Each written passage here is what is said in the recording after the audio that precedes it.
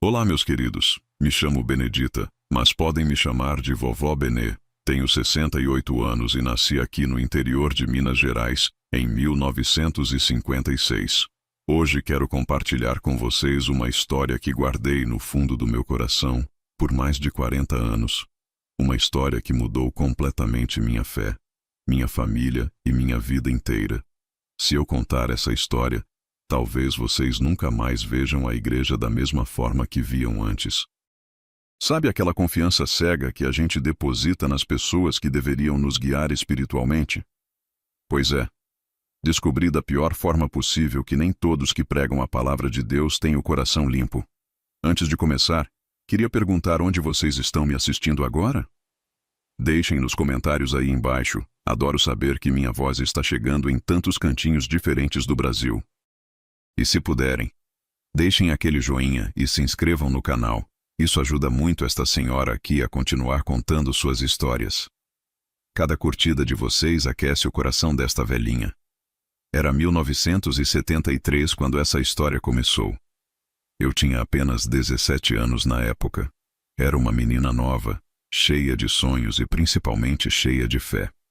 Morava com meus pais, Sebastião e Cleonice, numa casinha simples de madeira na periferia de Poços de Caldas.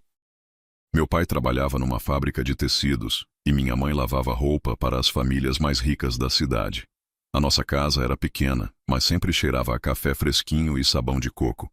Lembro até hoje do barulho que o tanquinho da minha mãe fazia lá no quintal, aquele barulho ritmado que embalava minhas manhãs. As paredes eram de tábua, pintadas de azul claro, uma cor que eu sempre gostei. Tinha um quintal grande com pé de manga, goiaba e algumas galinhas que minha mãe criava. Nós éramos uma família adventista há 3 gerações. Minha avó Palmira sempre contava como meu bisavô jesuíno havia conhecido a igreja através de um missionário americano que passou pela região no começo do século. Desde então, toda a família seguia rigorosamente os preceitos da igreja.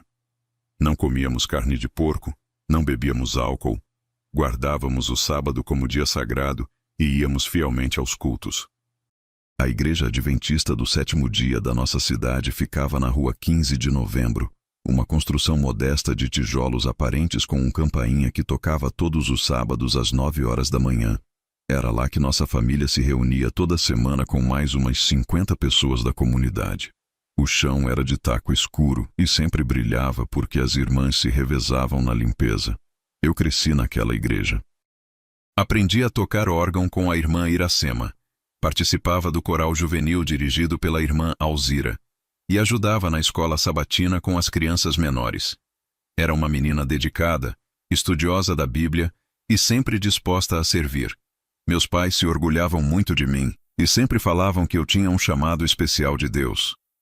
Foi em março de 1973 que chegou na nossa igreja o pastor Anselmo Geraldo Mendes. Ele vinha de São Paulo. Tinha uns 45 anos. Era casado com uma mulher chamada Teresa e tinha 2 filhos pequenos. Era um homem alto, de cabelos grisalhos nas laterais, sempre muito bem vestido com ternos escuros e gravatas discretas. Falava muito bem, tinha uma voz firme e conhecia a Bíblia como poucos. O pastor Anselmo chegou numa época em que nossa igreja precisava de renovação. O pastor anterior, o querido Joaquim Batista, havia falecido de infarto aos 60 anos, e a comunidade estava um pouco perdida, sem direção. Quando o pastor Anselmo começou a pregar, foi como se um vento novo tivesse soprado sobre nós.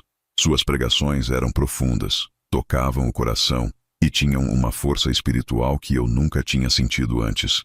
Ele falava sobre o amor de Deus com uma paixão que contagiava a todos. Conhecia versículos de cor, fazia conexões bíblicas que nos deixavam impressionados e tinha uma forma de explicar as profecias que tornava tudo muito claro. Logo nos primeiros meses, a igreja começou a crescer.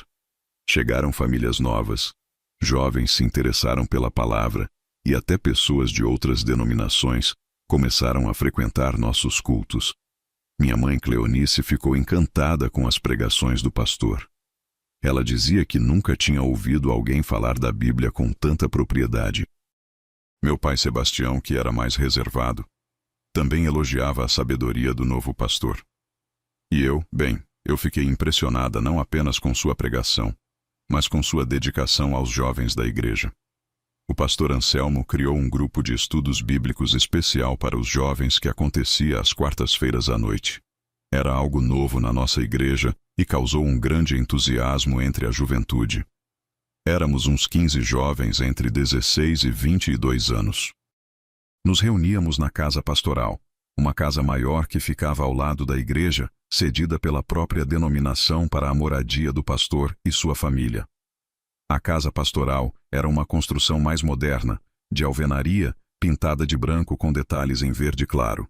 Tinha uma sala ampla onde aconteciam as reuniões, com estantes cheias de livros teológicos e uma mesa grande de madeira onde nos sentávamos em círculo. As paredes tinham quadros com versículos bíblicos bordados e algumas fotos do pastor com outros líderes da igreja. Nesses encontros, o pastor Anselmo nos ensinava sobre profecia bíblica, sobre a segunda vinda de Jesus e sobre como devíamos nos preparar para ser verdadeiros adventistas. Ele falava sobre disciplina espiritual, sobre jejum, oração e sobre a importância de ter uma vida consagrada a Deus. Era muito inspirador ouvir aquele homem de Deus nos orientar sobre como viver uma vida cristã verdadeira. Logo percebi que o pastor tinha uma atenção especial comigo. Sempre me elogiava pelo meu conhecimento bíblico, dizia que eu tinha um chamado especial e que Deus tinha planos grandes para minha vida. No final das reuniões, enquanto os outros jovens já iam embora, ele sempre me pedia para ficar um pouco mais para conversar sobre questões espirituais mais profundas. Nessas conversas particulares, ele me falava sobre vocação ministerial, sobre como as mulheres também podiam servir a Deus de forma especial, mesmo que não pudessem ser pastoras ordenadas. Dizia que eu poderia ser uma esposa de pastor exemplar, uma líder de ministério feminino ou até mesmo uma missionária. Suas palavras enchiam meu coração de esperança e propósito. A esposa dele, Dona Teresa, era uma mulher quieta, meio apagada. Parecia sempre cansada e falava pouco durante as atividades da igreja. Quando perguntávamos sobre ela, o pastor explicava que ela não tinha boa saúde e precisava de muito repouso. Dizia que casamento pastoral era difícil, que exigia muito sacrifício da família. Às vezes, ela aparecia nos cultos, mas sempre se sentava no fundo da igreja e saía rapidinho depois do sermão. Os filhos do pastor, gêmeos de uns 10 anos chamados Osvaldo e Gilberto, também eram meio distantes. Estudavam numa escola particular da cidade e tinham poucos amigos na igreja. Quando vinham aos cultos, ficavam quietinhos ao lado da mãe. O pastor explicava que queria dar uma educação mais reservada para os meninos, longe das influências mundanas. Durante os primeiros meses de 1973, tudo parecia perfeito. A igreja estava crescendo, as famílias estavam mais engajadas e nós jovens estávamos muito animados com os estudos bíblicos.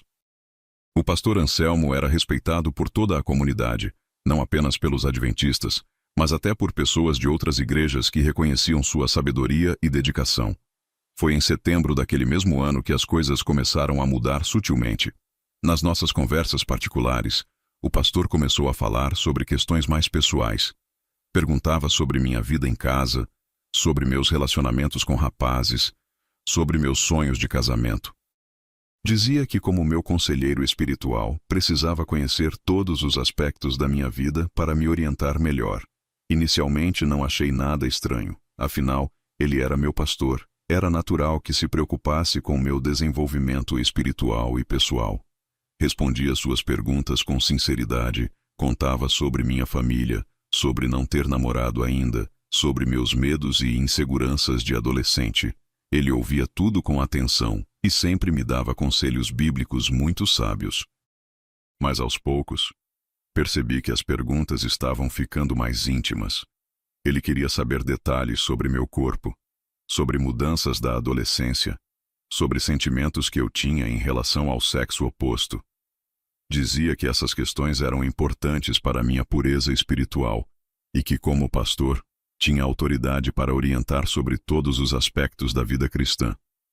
Eu era muito ingênua na época. Tinha sido criada numa família conservadora onde não se falava abertamente sobre sexualidade. Na igreja também esses assuntos eram tabu. Então, quando o pastor, que era uma autoridade espiritual, começou a falar comigo sobre essas coisas, pensei que fosse normal, que fazia parte da orientação pastoral. As conversas foram se tornando cada vez mais longas. Às vezes ficávamos até quase meia-noite na sala da casa pastoral, ele me fazendo perguntas e eu respondendo com toda a honestidade. Dizia que eu era especial, que tinha uma maturidade espiritual além da minha idade, e que por isso podia confiar plenamente em mim com assuntos mais delicados. Foi numa dessas noites de outubro que ele me contou o primeiro segredo. Disse que estava passando por uma crise no casamento, que Dona Teresa não o compreendia, que ela era fria e distante, que não conseguia ser a esposa de pastor que ele precisava. Falou que se sentia muito sozinho, que carregar o fardo da liderança espiritual de tantas pessoas era muito pesado e que não tinha ninguém com quem pudesse desabafar. Fiquei muito tocada com aquela revelação. Ver aquele homem forte, aquele líder espiritual que eu tanto admirava, se mostrando vulnerável e humano, despertou em mim um sentimento de proteção e carinho. Disse para ele que podia contar comigo sempre, que eu entenderia qualquer coisa que ele quisesse compartilhar, que como cristãos devíamos nos ajudar mutuamente nos momentos difíceis. Ele ficou muito emocionado com minha resposta. Disse que Deus havia colocado uma pessoa muito especial no caminho dele, alguém que conseguia enxergar além das aparências e tocar a alma humana.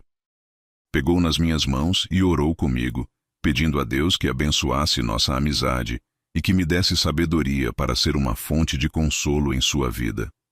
A partir daquele dia, nossas conversas mudaram completamente de tom. Ele começou a me contar detalhes íntimos de sua vida, de seus medos, de suas frustrações com o ministério e principalmente de seus problemas conjugais. Dizia que eu era a única pessoa no mundo que realmente o entendia, que conseguia ver sua alma além do papel de pastor. Meus queridos que estão me acompanhando até aqui, vocês já percebem onde essa história vai chegar? Às vezes os sinais estão todos lá, mas quando somos jovens e ingênuas, não conseguimos enxergar, não é mesmo? Eu estava sendo manipulada de uma forma muito sutil, mas na época me sentia importante, especial, escolhida por Deus para ajudar aquele homem santo. Em novembro de 1973, o pastor começou a tocar em mim durante nossas conversas. Começou sutilmente, colocando a mão no meu ombro enquanto orava, segurando minhas mãos por mais tempo do que o normal, me abraçando quando eu ficava emocionada com algum relato dele. Dizia que o toque era uma forma de transmitir energia espiritual, que Jesus também tocava as pessoas quando as abençoava. Eu me sentia confusa com aqueles toques. Por um lado, despertavam sensações que eu não conhecia, arrepios que corriam pelo meu corpo, uma vontade estranha de ficar mais perto dele. Por outro lado, minha educação religiosa me dizia que aquilo não estava certo, que não era apropriado para uma moça solteira ter esse tipo de contato físico com um homem casado. Quando expressava minhas dúvidas para ele, o pastor sempre tinha uma explicação bíblica. Citava versículos sobre como Jesus tocava as pessoas. Falava sobre como o amor cristão se expressava através do carinho físico. Dizia que minha educação repressiva havia criado tabus desnecessários em minha mente. Explicava que entre pessoas espirituais maduras não havia malícia no toque sagrado. As reuniões dos jovens continuavam normalmente às quartas-feiras, mas agora ele sempre arranjava um jeito de me pedir para ficar depois. Dizia que queria conversar sobre meu desenvolvimento espiritual, sobre projetos especiais que tinha para mim na igreja, sobre oportunidades de ministério que estavam surgindo. Foi numa dessas noites de dezembro que ele me beijou pela primeira vez.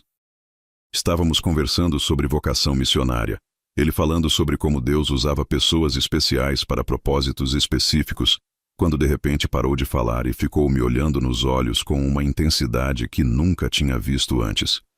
"Benedita", disse ele com voz baixa e rouca, "você é uma dádiva de Deus na minha vida. Não sei o que seria de mim sem sua compreensão e carinho." E antes que eu pudesse responder qualquer coisa, ele se inclinou e me beijou nos lábios. Foi meu primeiro beijo. Senti um choque elétrico por todo o corpo. Meu coração disparou e minhas pernas ficaram bambas. Ele me beijou com suavidade, mas com uma paixão que me deixou completamente perdida. Quando se afastou, eu estava tremendo e não conseguia dizer uma palavra. Não tenha medo, sussurrou ele, segurando meu rosto entre as mãos. O que estamos sentindo é um presente de Deus. Ele colocou um amor puro entre nós, um amor que transcende as convenções humanas. Davi amou Jonatas, Ruth amou Noemi, e ninguém questionou esses amores porque eram ordenados pelo Senhor. Eu estava completamente confusa. Minha educação religiosa me dizia que aquilo estava errado, mas as palavras dele, cheias de referências bíblicas e falando sobre vontade de Deus, me confundiam profundamente. Além disso, o que eu tinha sentido com aquele beijo era tão intenso, tão avassalador, que uma parte de mim queria experimentar aquela sensação novamente. Mas, pastor, consegui gaguejar, o senhor é casado. Isso não é pecado. Ele suspirou profundamente e me puxou para sentar no sofá ao lado dele. Minha querida Benedita, começou com voz pausada. Você precisa entender que nem tudo na vida é preto no branco. Deus às vezes nos coloca em situações especiais onde as regras convencionais não se aplicam. Eu não escolhi me apaixonar por você. Isso foi algo que Deus permitiu em nossas vidas por algum propósito maior. Ele continuou explicando que seu casamento com Dona Teresa havia sido arranjado pelas famílias, quando ele ainda era muito jovem, e que nunca havia experimentado amor verdadeiro antes de me conhecer. Disse que Deus estava mostrando para ele o que era realmente amar alguém, e que isso não diminuía sua devoção cristã, pelo contrário, o tornava mais humano e mais capaz de compreender o amor divino. Além disso, acrescentou ele, na Bíblia há muitos exemplos de homens santos que tiveram mais de uma mulher. Abraão, Jacó, Davi, Salomão. Deus não os condenou por isso. O que importa é a sinceridade do coração e a pureza das intenções. Suas palavras eram sedutoras e confusas ao mesmo tempo. Ele falava com tanta convicção, citava tantos versículos, parecia ter tanto conhecimento teológico, que eu começava a achar que talvez estivesse certa mesmo, que talvez Deus tivesse realmente planos especiais para nós. Mas por outro lado, minha consciência não me deixava em paz. Saía daquelas reuniões com sentimentos contraditórios. Por um lado, uma euforia por me sentir amada e escolhida por aquele homem que eu tanto admirava. Por outro, uma culpa profunda que roía minha alma e me tirava o sono. Em casa, comecei a ficar diferente. Minha mãe Cleonice notou que eu estava mais distraída, mais calada durante as refeições. Quando ela perguntava se estava tudo bem, eu respondia que estava apenas passando por um período de crescimento espiritual intenso, que estava estudando questões teológicas profundas com o pastor. Meus pais ficaram orgulhosos quando souberam que o pastor estava me dando atenção especial. Meu pai Sebastião disse que sempre soube que eu tinha um chamado diferenciado para servir a Deus. Minha mãe começou a sonhar alto, falando para as vizinhas que eu poderia me tornar uma missionária, ou até mesmo me casar com algum pastor jovem no futuro. O que eles não sabiam era que suas filhinhas estava vivendo um verdadeiro tormento interno. De dia tentava ser a mesma jovem cristã dedicada de sempre. Participava dos cultos, cantava no coral, ajudava com as crianças da escola sabatina. Mas por dentro estava sendo consumida por sentimentos que não sabia como lidar. As noites se tornaram meu pesadelo. Ficava deitada no meu quartinho pequeno, olhando para o teto de madeira, revivendo cada palavra, cada toque, cada beijo do pastor Anselmo. Sentia uma mistura de desejo e culpa que me fazia chorar baixinho para não acordar meus pais. Orava pedindo perdão a Deus, mas ao mesmo tempo ansiava pelo próximo encontro. Janeiro de 1974 chegou trazendo mudanças significativas. O pastor Anselmo anunciou para a igreja que eu seria sua assistente especial em alguns projetos ministeriais. Disse que eu demonstrava uma maturidade espiritual excepcional para minha idade e que ele havia recebido uma revelação de Deus para me preparar para um ministério especial. A comunidade ficou impressionada e orgulhosa. Eu era apenas uma menina de 17 anos sendo escolhida pelo pastor para responsabilidades importantes. Meus pais quase explodiram de alegria. A irmã Iracema, que tocava órgão, disse que sempre soube que eu era diferente. A irmã Alzira, do coral, falou que era evidente que Deus tinha planos grandes para minha vida. Mas o que a comunidade não sabia era que essa assistência ministerial era apenas uma desculpa para justificar por que eu passaria ainda mais tempo sozinha com o pastor. Agora, além das quartas-feiras, eu também ia à casa pastoral às segundas e sextas-feiras para estudos teológicos avançados e preparação ministerial. Nesses encontros mais frequentes, a situação foi se intensificando rapidamente. O pastor se tornava cada vez mais ousado em suas carícias, e eu, que nunca havia experimentado nada parecido, me deixava levar por sensações que não sabia controlar. Ele sempre justificava tudo com explicações espirituais elaboradas, dizendo que estávamos experimentando um tipo de amor sagrado que poucas pessoas conseguiam compreender. Foi em fevereiro daquele ano que aconteceu algo que mudaria tudo para sempre. Numa sexta-feira à noite, depois de uma conversa particularmente intensa sobre amor divino e conexão espiritual, o pastor me conduziu para o quarto dele. Dona Teresa levou os meninos para visitar a família em Campinas. Explicou ele. Ficarão lá até segunda-feira. Deus nos deu essa oportunidade para expressarmos nosso amor de forma mais completa, sem as limitações que o mundo nos impõe. Meu coração disparou.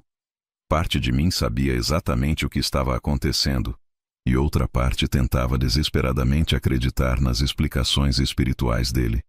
Tentei resistir.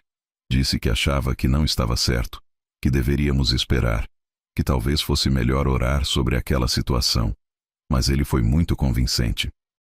Segurou minhas mãos, olhou profundamente nos meus olhos e disse: Benedita, minha querida, você ainda não entendeu que o que temos é abençoado por Deus? Ainda não percebeu que Ele nos trouxe um para o outro? O amor verdadeiro não pode ser contido por convenções humanas. Quando Deus une duas almas, nenhum homem pode separar. Naquela noite perdi minha virgindade com um homem casado de 45 anos. Um pastor que eu idolatrava e em quem confiava completamente. Foi doloroso fisicamente, mas a dor emocional foi muito maior. Durante o ato, uma parte de mim gritava que aquilo estava errado, mas outra parte tentava se convencer de que era realmente uma expressão de amor sagrado. Depois, enquanto eu chorava baixinho no colo dele, o pastor Anselmo me consolava com palavras doces e versículos bíblicos. Disse que eu havia se entregado de forma pura e santa, que nossa união tinha sido abençoada pelos anjos, que agora éramos unidos espiritualmente de uma forma que ninguém poderia desfazer. Você é minha esposa diante de Deus, sussurrou ele, acariciando meus cabelos. O que aconteceu aqui hoje foi um casamento espiritual. A cerimônia na igreja é apenas uma formalidade humana. O que importa é o que acontece no coração e na alma. Voltei para casa naquela noite completamente transformada. Não era mais a menina inocente que havia saído algumas horas antes. Sentia-me como se tivesse atravessado uma ponte que não tinha volta. Meus pais estavam dormindo quando cheguei, mas mesmo assim entrei silenciosamente no banheiro e tomei um banho longo, tentando limpar não apenas meu corpo, mas também minha consciência. Durante os dias seguintes, vivi num estado de confusão total. Às vezes me sentia especial, escolhida, amada de uma forma única. Outras vezes, a culpa me esmagava e eu tinha certeza de que havia cometido o pior pecado da minha vida. O pastor continuava me tranquilizando, dizendo que aqueles sentimentos contraditórios eram normais, porque minha mente ainda não tinha se libertado completamente dos preconceitos religiosos. É difícil até hoje reviver esses momentos. Às vezes me pergunto como consegui suportar tanto. Vocês que estão me acompanhando até aqui, o que acham que eu deveria ter feito? Me conta lá nos comentários. A partir de fevereiro, nossa relação se tornou ainda mais intensa e secreta. Eu ia à casa pastoral pelo menos 3 vezes por semana, sempre com a desculpa dos estudos ministeriais. O pastor arranjava situações para ficarmos sozinhos. Enviava a esposa e os filhos para visitas em outras cidades. Marcava nossos encontros quando sabia que eles estariam ocupados em outros lugares. Dona Teresa realmente parecia não desconfiar de nada. Era uma mulher muito apática, sempre cansada, que raramente fazia perguntas ou demonstrava curiosidade sobre as atividades do marido. Às vezes eu me perguntava se ela realmente não sabia de nada ou se simplesmente fingia não saber para evitar confrontos. Os filhos dele, Osvaldo e Gilberto, também não pareciam notar nada estranho. Eram crianças quietas que passavam a maior parte do tempo nos seus quartos ou brincando no quintal. Quando me viam pela casa, apenas acenavam educadamente e continuavam suas atividades. Durante esses meses, o pastor Anselmo foi me envolvendo cada vez mais na sua teia de manipulação. Criou uma narrativa elaborada sobre como Deus havia revelado para ele que eu seria uma parte especial do seu ministério, que teríamos uma missão conjunta para evangelizar o mundo, que nosso amor era parte do plano divino para alcançar almas perdidas. Ele falava sobre como os grandes homens de Deus da Bíblia tinham relacionamentos especiais que o mundo comum não entendia. Citava a amizade entre Jesus e Maria Madalena, o amor entre Davi e Batseba, a dedicação de Ruth por Noemi. Sempre encontrava exemplos bíblicos para justificar nossa situação e me fazer sentir que éramos especiais aos olhos de Deus. Mas não era apenas manipulação espiritual. O pastor também era muito carinhoso e atencioso comigo. Trazia pequenos presentes, livros, bijuteria simples, doces especiais. Lembrava de datas importantes. Elogiava constantemente minha inteligência e beleza. Fazia planos para nosso futuro juntos. Eu me sentia amada de uma forma que nunca havia experimentado antes. Em março de 1974, algo terrível aconteceu. Descobri que estava grávida. Quando a menstruação atrasou na primeira semana, tentei não pensar muito no assunto. Quando atrasou na segunda semana, comecei a ficar preocupada. Na terceira semana, quando começaram as náuseas matinais, tive certeza do que estava acontecendo. Lembro-me perfeitamente do momento quando contei para o pastor Anselmo. Era uma quarta-feira à noite, depois da reunião dos jovens. Estávamos sozinhos na sala da casa pastoral e eu não conseguia parar de chorar. Entre soluços, consegui falar. Pastor, acho que estou esperando um bebê. O rosto dele ficou lívido. Por alguns segundos, ele não disse absolutamente nada. Apenas me olhou com uma expressão de choque e... medo. Sim, medo. Pela primeira vez desde que nos conhecíamos, vi medo nos olhos daquele homem que sempre parecera tão seguro de si. Tem certeza? Perguntou ele com voz rouca. Tenho todos os sintomas. Respondi através das lágrimas. Enjoos, seios doloridos, menstruação atrasada há quase um mês. Ele levantou do sofá e começou a andar de um lado para o outro da sala, passando as mãos pelos cabelos. O homem confiante e eloquente havia desaparecido. No seu lugar estava uma pessoa desesperada, tentando processar as consequências daquela notícia. Isso não pode estar acontecendo, murmurava ele. Não agora, não assim. Fiquei chocada com a reação dele. Onde estavam as palavras doces sobre planos de Deus?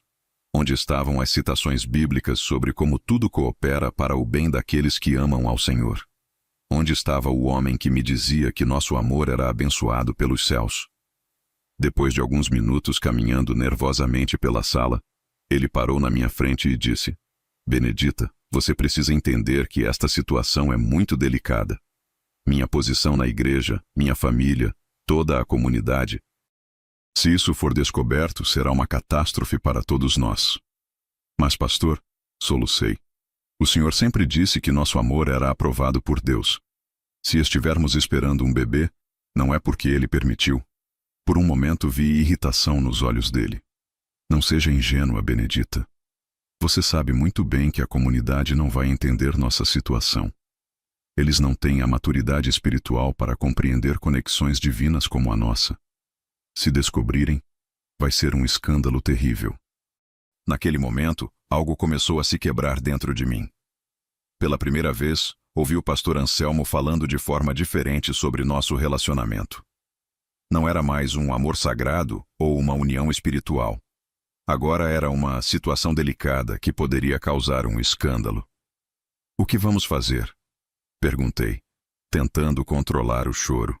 Ele suspirou profundamente e se sentou ao meu lado novamente. Pegou minhas mãos, Mas dessa vez o toque não tinha a suavidade de antes. Parecia mecânico, calculista. Primeiro, você não pode contar para ninguém sobre isso. Ninguém mesmo. Nem para sua mãe, nem para suas amigas, nem para ninguém da igreja. Segundo, precisamos pensar numa solução discreta para essa situação. Solução? Repeti sem entender. Que tipo de solução? Ele demorou para responder. Quando finalmente falou, suas palavras gelaram meu sangue. Benedita, você é muito jovem para ser mãe. Tem apenas 17 anos. Não terminou nem os estudos ainda. Um bebê agora destruiria seu futuro, e o futuro dessa criança também. Às vezes, para o bem de todos, precisamos considerar interromper essa gravidez. Não conseguia acreditar no que estava ouvindo. O homem que havia me convencido de que nosso amor era sagrado, que citava versículos sobre como Deus abençoa a união entre as pessoas, agora estava sugerindo que eu me livrasse do bebê que carregava no ventre. O choque foi tão grande que parei de chorar instantaneamente. Fiquei apenas olhando para ele, tentando processar aquelas palavras. Pastor, o senhor está falando sobre aborto? Consegui sussurrar. Não use essa palavra, disse ele rapidamente. Estou falando sobre tomar uma decisão sábia e madura para proteger todos os envolvidos. Você, eu, minha família, a igreja inteira. Às vezes Deus nos permite passar por situações difíceis para testar nossa sabedoria e nossa capacidade de fazer escolhas certas. Mesmo na minha confusão e desespero, aquelas palavras soaram completamente erradas. Nossa igreja sempre foi muito clara sobre a santidade da vida, sobre como cada bebê é uma bênção de Deus, sobre como o aborto é um pecado terrível. E agora o próprio pastor estava sugerindo exatamente isso. Mas, pastor, tentei argumentar. Nossa igreja ensina que toda vida é sagrada. Como o senhor pode sugerir uma coisa dessas? Ele ficou impaciente. Benedita, você ainda é muito imatura para entender certas nuances da vida cristã. Nem tudo é preto no branco como ensinam na escola sabatina. Há situações excepcionais onde as regras normais não se aplicam. Esta é uma dessas situações. Durante os dias seguintes, o pastor Anselmo fez uma pressão psicológica intensa para me convencer a abortar. Ele mudou completamente o discurso sobre nosso relacionamento. Não falava mais sobre amor sagrado ou planos de Deus. Agora tudo era sobre proteger a reputação da igreja, evitar escândalo na comunidade e pensar no futuro. Chegou ao ponto de me ameaçar. Disse que se eu contasse para alguém sobre nossa situação ou se insistisse em ter o bebê, ele negaria tudo e faria com que toda a comunidade acreditasse que eu era uma menina desequilibrada, que havia inventado uma história fantasiosa para chamar atenção. Lembrou que ele era um pastor respeitado há mais de 20 anos no ministério, enquanto eu era apenas uma adolescente sem credibilidade. Quem você acha que vão acreditar? Perguntou ele friamente. Um pastor ordenado, casado, pai de família, que dedica sua vida a servir a Deus, ou uma menina de 17 anos com histórias malucas sobre relacionamento com um homem casado? Aquelas palavras me destruíram completamente. Percebi que havia me envolvido com um homem que não tinha escrúpulos, que era capaz de qualquer coisa para proteger sua imagem e posição. O pastor carinhoso e espiritual que eu conhecia havia desaparecido, revelando um manipulador frio e calculista. Mas mesmo com todo o medo e pressão, algo dentro de mim se recusava a aceitar a ideia do aborto. Talvez fosse minha educação cristã. Talvez fosse instinto materno despertando, mas eu simplesmente não conseguia aceitar a ideia de me livrar daquele bebê que crescia dentro de mim. Foi então que tomei uma das decisões mais difíceis da minha vida. Resolvi contar tudo para minha mãe. Era um domingo de manhã, depois do culto. Chegamos em casa e meu pai Sebastião foi descansar no quarto como sempre fazia depois da igreja. Minha mãe, Cleonice, estava na cozinha preparando o almoço quando me aproximei dela com o coração aos pulos. Mãe, disse com voz trêmula, preciso conversar com a senhora sobre uma coisa muito séria. Ela parou de mexer o feijão no fogão e se virou para me olhar. Deve ter percebido algo no meu tom de voz porque sua expressão mudou imediatamente de tranquila para preocupada. O que foi, minha filha? Aconteceu alguma coisa? Respirei fundo e disse a frase que mudaria nossa família para sempre. Mãe, eu estou grávida. O colherão de pau caiu das mãos dela no chão. Ficou me olhando em silêncio por alguns segundos, que pareceram uma eternidade. Depois perguntou com voz quase inaudível. Grávida? Como assim grávida? Estou esperando um bebê, mãe. Mas como? De quem? Benedita, você nem namorado tem. Era chegado o momento da verdade mais dolorosa. Mãe, é do pastor Anselmo. Se o choque inicial foi grande, essa revelação foi devastadora. Minha mãe ficou lívida, depois vermelha, depois lívida novamente. Apoiou-se na pia da cozinha como se fosse desmaiar. Do pastor Anselmo? Repetiu ela como se não conseguisse processar as palavras. Benedita, você está me dizendo que você e o pastor... Sim, mãe. Há alguns meses. Ele disse que era vontade de Deus, que nosso amor era abençoado, que... Cala a boca! Gritou ela, e foi a primeira vez na vida que ouvi minha mãe gritar comigo. Cala a boca agora mesmo. Não repete mais essa blasfêmia nesta casa. Comecei a chorar desesperadamente. Mãe, eu não estou mentindo, é verdade.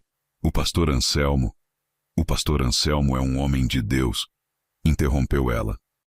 É casado, tem filhos, dedica a vida ao ministério. Como você ousa inventar uma calúnia dessas contra um servo do Senhor? Eu não estou inventando nada, mãe. É verdade. Ele me chamava para conversar depois das reuniões. Dizia que eu era especial, que Deus tinha planos para nós dois. Minha mãe Cleonice começou a chorar também. Benedita, minha filha, o que aconteceu com você? Como você pode inventar uma história tão terrível? Onde foi que eu errei na sua criação? Mãe, a senhora tem que acreditar em mim. Eu nunca mentiria sobre uma coisa dessas. Naquele momento, meu pai Sebastião apareceu na cozinha, acordado pelos gritos. O que está acontecendo aqui? Por que vocês estão gritando? Minha mãe olhou para ele com os olhos vermelhos de choro.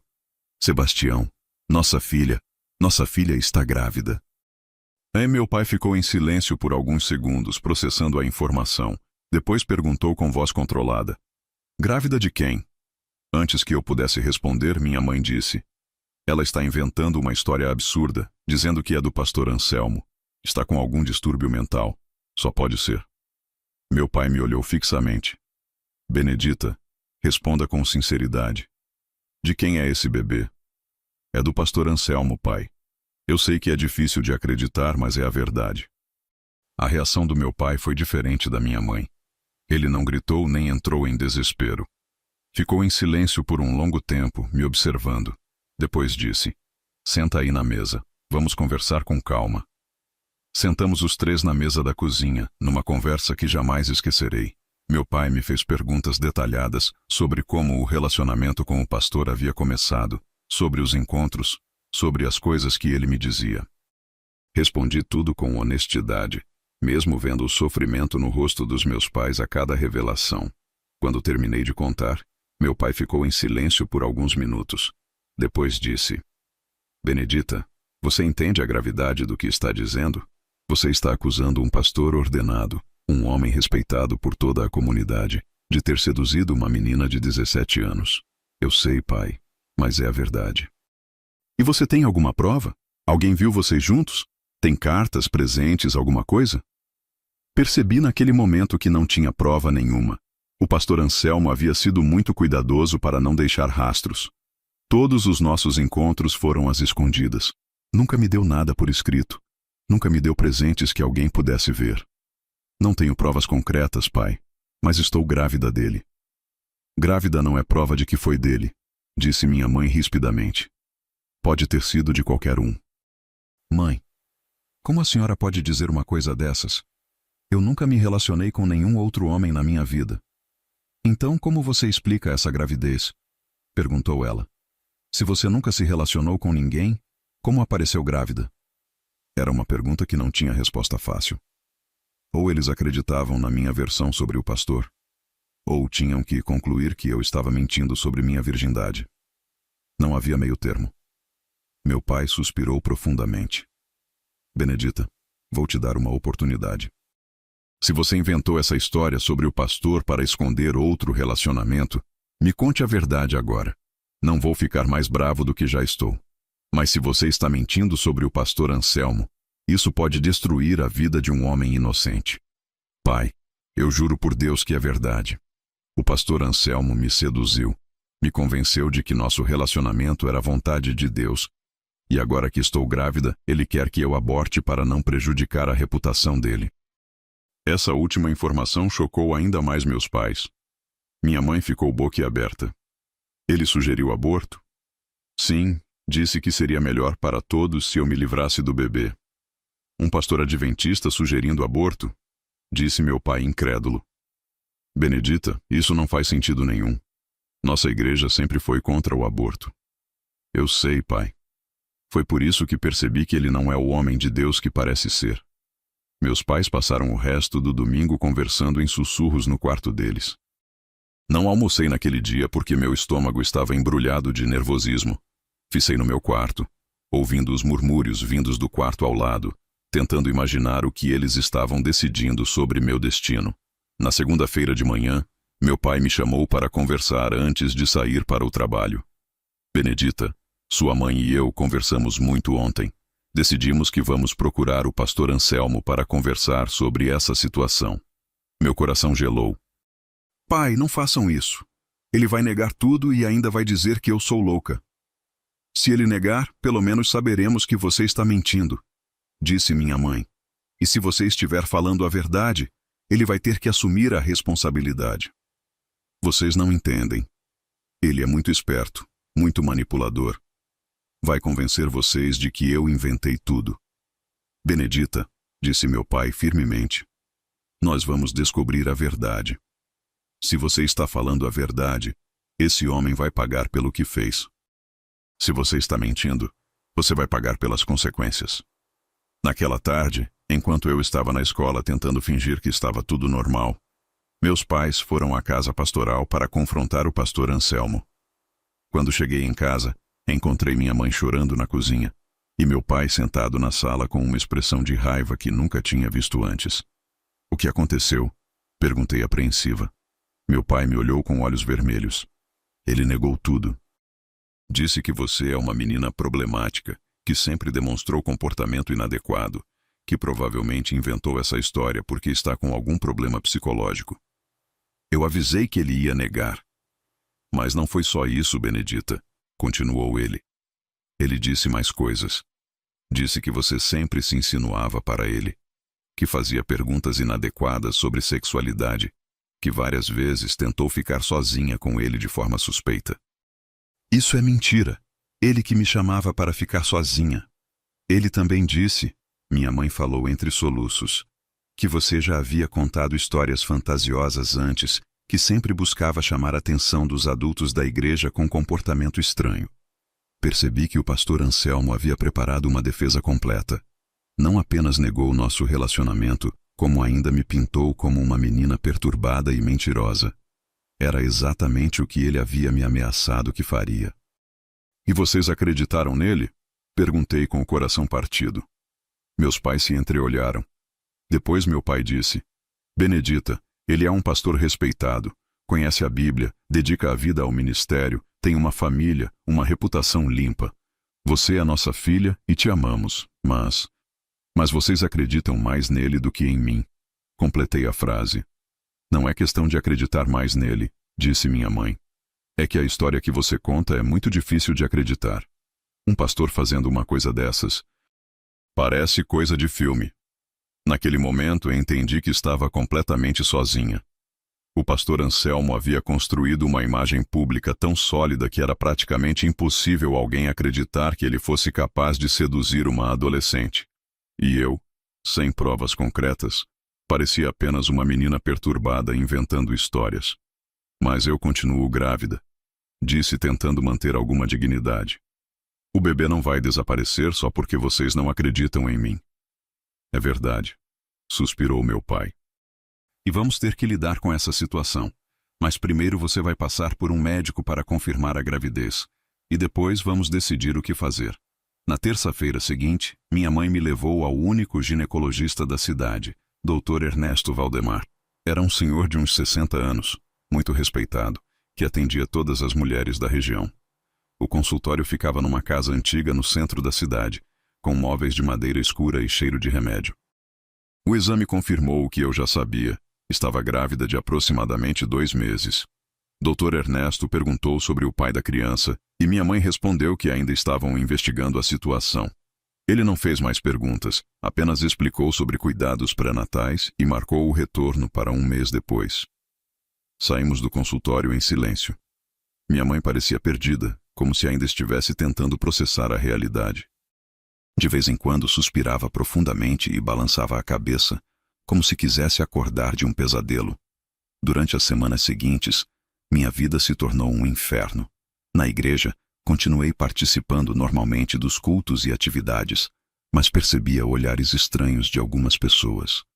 O pastor Anselmo agia como se nada tivesse acontecido, cumprimentava minha família educadamente e continuava suas pregações inspiradoras. Mas comigo, ele não falava mais. Quando nossos olhares se cruzavam, via uma frieza que me gelava por dentro.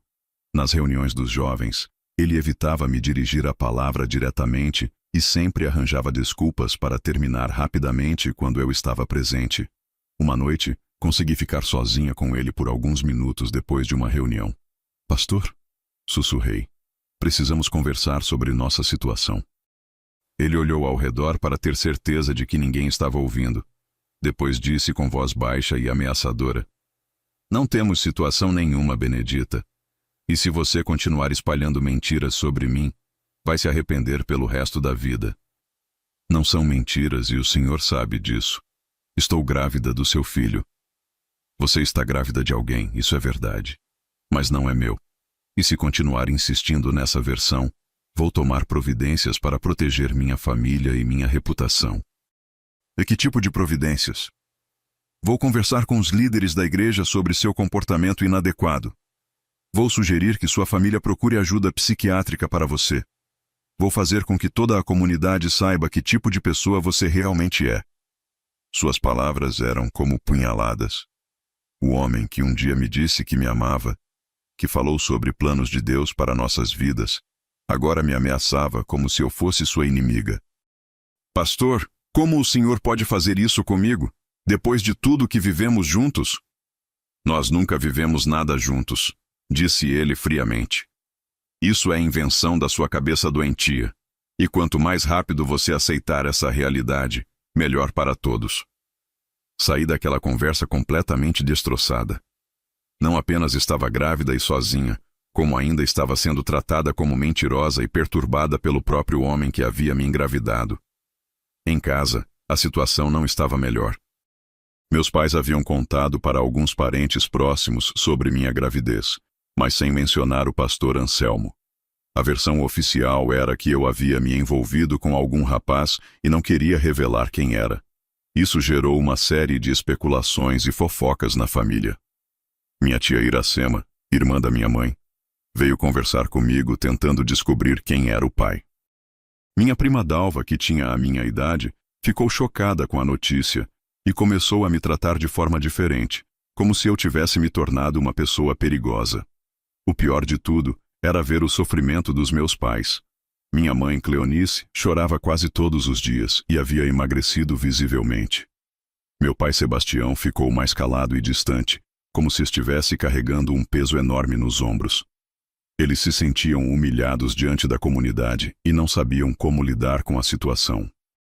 Foi em maio de 1974 que aconteceu algo que mudaria completamente o rumo da história. Eu estava no 4º mês de gravidez e já começava a aparecer uma pequena barriga que não conseguia mais esconder completamente. Numa quinta-feira à noite, minha mãe estava costurando na sala quando bateram na porta. Era Dona Teresa, a esposa do pastor Anselmo.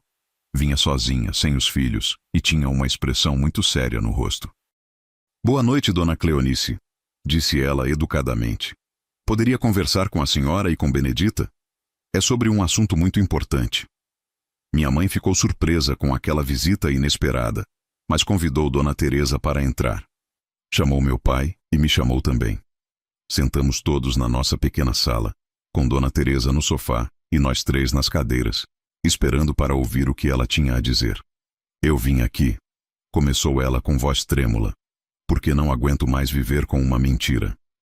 Sei que vocês confrontaram meu marido sobre a situação de Benedita, e sei que ele negou tudo. Meu coração disparou. Será que finalmente alguém ia acreditar em mim? Dona Teresa, disse minha mãe cautelosamente, se a senhora tem algo para nos contar. Eu sei que meu marido mantém um relacionamento com Benedita há meses, disse ela direto, sem rodeios. Sei que ele a seduziu. Sei que abusou da confiança dela e da família de vocês. E sei que muito provavelmente ele é o pai da criança que ela está esperando. O silêncio que se seguiu foi ensurdecedor. Meus pais ficaram boquiabertos, sem saber como reagir. Eu comecei a chorar de alívio por finalmente ter alguém confirmando minha versão. Como a senhora sabe disso? Perguntou meu pai depois de se recuperar do choque inicial. Porque eu não sou cega nem surda, respondeu Dona Teresa com amargura na voz. Sei quando meu marido mente. Sei quando ele inventa desculpas para sair de casa. Sei quando ele chega em casa com um cheiro diferente. E, principalmente, sei quando ele olha para uma mulher com interesse. Ela continuou. Comecei a desconfiar em janeiro quando percebi que ele estava sempre arranjando motivos para ficar sozinho com Benedita. Falava sobre estudos especiais, preparação ministerial, projetos da igreja. Mas eu conheço meu marido há mais de 20 anos. Sei quando ele está mentindo. Por que a senhora não disse nada antes? Perguntou minha mãe. Porque tinha medo, respondeu Dona Teresa simplesmente. Medo de destruir a família, medo de causar escândalo na igreja, medo de ficar sozinha com 2 filhos para criar. Mas quando soube que vocês o confrontaram e que ele negou tudo, pintando Benedita como mentirosa, não consegui mais ficar calada. A senhora tem alguma prova? Perguntou meu pai. Tenho algumas coisas. Cartas que ele escreveu, mas nunca enviou, rascunhos de poesias românticas escondidas numa gaveta, anotações no calendário que coincidem com os dias que vocês pensavam que Benedita estava tendo aulas especiais. Meu pai pediu para ver essas evidências. Dona Teresa abriu a bolsa e tirou alguns papéis dobrados. Eram realmente escritos do punho do pastor Anselmo, com palavras de amor e desejo dirigidas a B. Claramente uma referência a mim. Lendo aqueles papéis, meus pais finalmente tiveram a prova concreta que precisavam para acreditar na minha versão. Minha mãe começou a chorar. Dessa vez não de raiva ou decepção comigo, mas de tristeza por ter duvidado da própria filha. Benedita, disse ela entre lágrimas, me perdoa por não ter acreditado em você desde o início. Me perdoa por ter duvidado da minha própria filha. Foi um momento de alívio imenso, mas também de muita dor. Finalmente tinha a validação que precisava, mas o estrago emocional de semanas sendo tratada como mentirosa já havia sido feito. Dona Teresa, disse meu pai, o que a senhora pretende fazer agora? Vou deixar meu marido, respondeu ela com determinação que não esperávamos. Já tomei essa decisão. Vou pegar meus filhos e voltar para Campinas, onde minha família mora. Não vou mais compactuar com as mentiras dele. E quanto à igreja? A comunidade precisa saber a verdade, disse minha mãe. Isso vocês decidem, respondeu Dona Teresa. Eu vou embora da cidade na semana que vem. Não vou ficar aqui para enfrentar o escândalo. Mas se vocês quiserem expor a verdade, eu não vou negar se alguém me procurar. Depois que Dona Teresa foi embora, minha família teve uma conversa muito séria sobre como proceder. A gravidez agora estava confirmada como sendo do pastor Anselmo, mas restava decidir se deveríamos expor publicamente a situação ou tentar resolver de forma mais discreta. Meu pai queria confrontar o pastor imediatamente e exigir que ele assumisse a responsabilidade. Minha mãe estava dividida entre o desejo de justiça e o medo do escândalo que isso causaria. Eu estava exausta emocionalmente e só queria que todo aquele pesadelo terminasse. Pai, disse eu, se contarmos para a igreja, isso vai destruir muitas pessoas. As famílias que admiram o pastor, os jovens que o veem como exemplo, a própria instituição da igreja na nossa cidade. E daí? Respondeu ele com raiva. Ele pensou nisso quando te seduziu? Pensou nas consequências quando abusou da confiança de uma menina de 17 anos? Era uma questão complicada. Por um lado, o pastor Anselmo merecia ser exposto e punido pelo que havia feito. Por outro lado, expor a verdade causaria um trauma enorme em muitas pessoas inocentes que depositavam sua fé nele. Vamos fazer o seguinte, decidiu meu pai depois de muito pensar. Vou dar uma última chance para ele. Vou procurá-lo amanhã e dizer que temos provas do relacionamento de vocês. Se ele assumir a responsabilidade e se afastar voluntariamente do ministério, não vamos tornar público. Se ele continuar negando e mentindo, vamos expor tudo para a liderança da igreja. No dia seguinte, enquanto eu estava na escola, meu pai foi até a casa pastoral para o confronto final com o pastor Anselmo. Quando cheguei em casa à tarde, encontrei meu pai com uma expressão de nojo e revolta que jamais esquecerei. Ele continuou negando tudo, relatou meu pai. Mesmo quando mostrei as cartas que Dona Teresa trouxe, ele disse que eram falsificações. Teve a cara de pau de dizer que a própria esposa estava conspirando contra ele por ciúme e inveja. E aí? Aí eu perdi a paciência. Disse para ele que ia expor tudo na reunião administrativa da igreja semana que vem. Que ia contar para a liderança estadual, que ia fazer com que ele fosse expulso do ministério. E qual foi a reação dele? Ele me ameaçou. Disse que se eu fizesse isso, ele ia inventar histórias sobre nossa família, que ia dizer que você sempre foi uma menina problemática, que ia fazer com que nós fôssemos expulsos da igreja e humilhados publicamente. Naquele momento entendi que estávamos lidando com um sociopata. O pastor Anselmo não tinha escrúpulos, não sentia remorso pelo que havia feito e estava disposto a destruir quantas pessoas fossem necessárias para proteger sua imagem. Mas pai, e se ele cumprir as ameaças? E se conseguir convencer todo mundo de que somos nós os vilões da história? Então vamos descobrir quem são nossos verdadeiros amigos, respondeu ele com determinação. Mas não vou deixar esse canalha continuar se passando por homem de Deus enquanto destrói vidas inocentes. A reunião administrativa da igreja estava marcada para a segunda-feira seguinte. Durante todo o fim de semana, nossa família viveu numa tensão insuportável. Sabíamos que depois daquela reunião, nossas vidas nunca mais seriam as mesmas. No domingo, fomos ao culto como sempre fazíamos. O pastor Anselmo pregou normalmente, como se nada estivesse acontecendo. Falou sobre perdão, sobre como Deus usa pessoas imperfeitas para seus propósitos, sobre a importância da união da igreja. A ironia das palavras dele me deixou nauseada. Durante o culto, percebi alguns olhares curiosos direcionados para nossa família. Não sabia se era paranoia minha ou se já havia algum burburinho sobre nossa situação. Dona Teresa não estava presente. Havia partido para Campinas no sábado com os filhos, levando apenas algumas roupas e deixando o resto para trás. Depois do culto, algumas pessoas perguntaram sobre Dona Teresa. O pastor explicou que ela havia tido uma emergência familiar e havia viajado às pressas. Disse que voltaria em breve, mas eu sabia que estava mentindo mais uma vez. Na segunda-feira à noite aconteceu a reunião administrativa que mudaria tudo. Estavam presentes os anciãos da igreja, alguns diáconos, líderes de ministérios e algumas famílias mais antigas da comunidade. Eu não participei da reunião. Fiquei em casa com minha mãe, esperando ansiosamente o retorno do meu pai.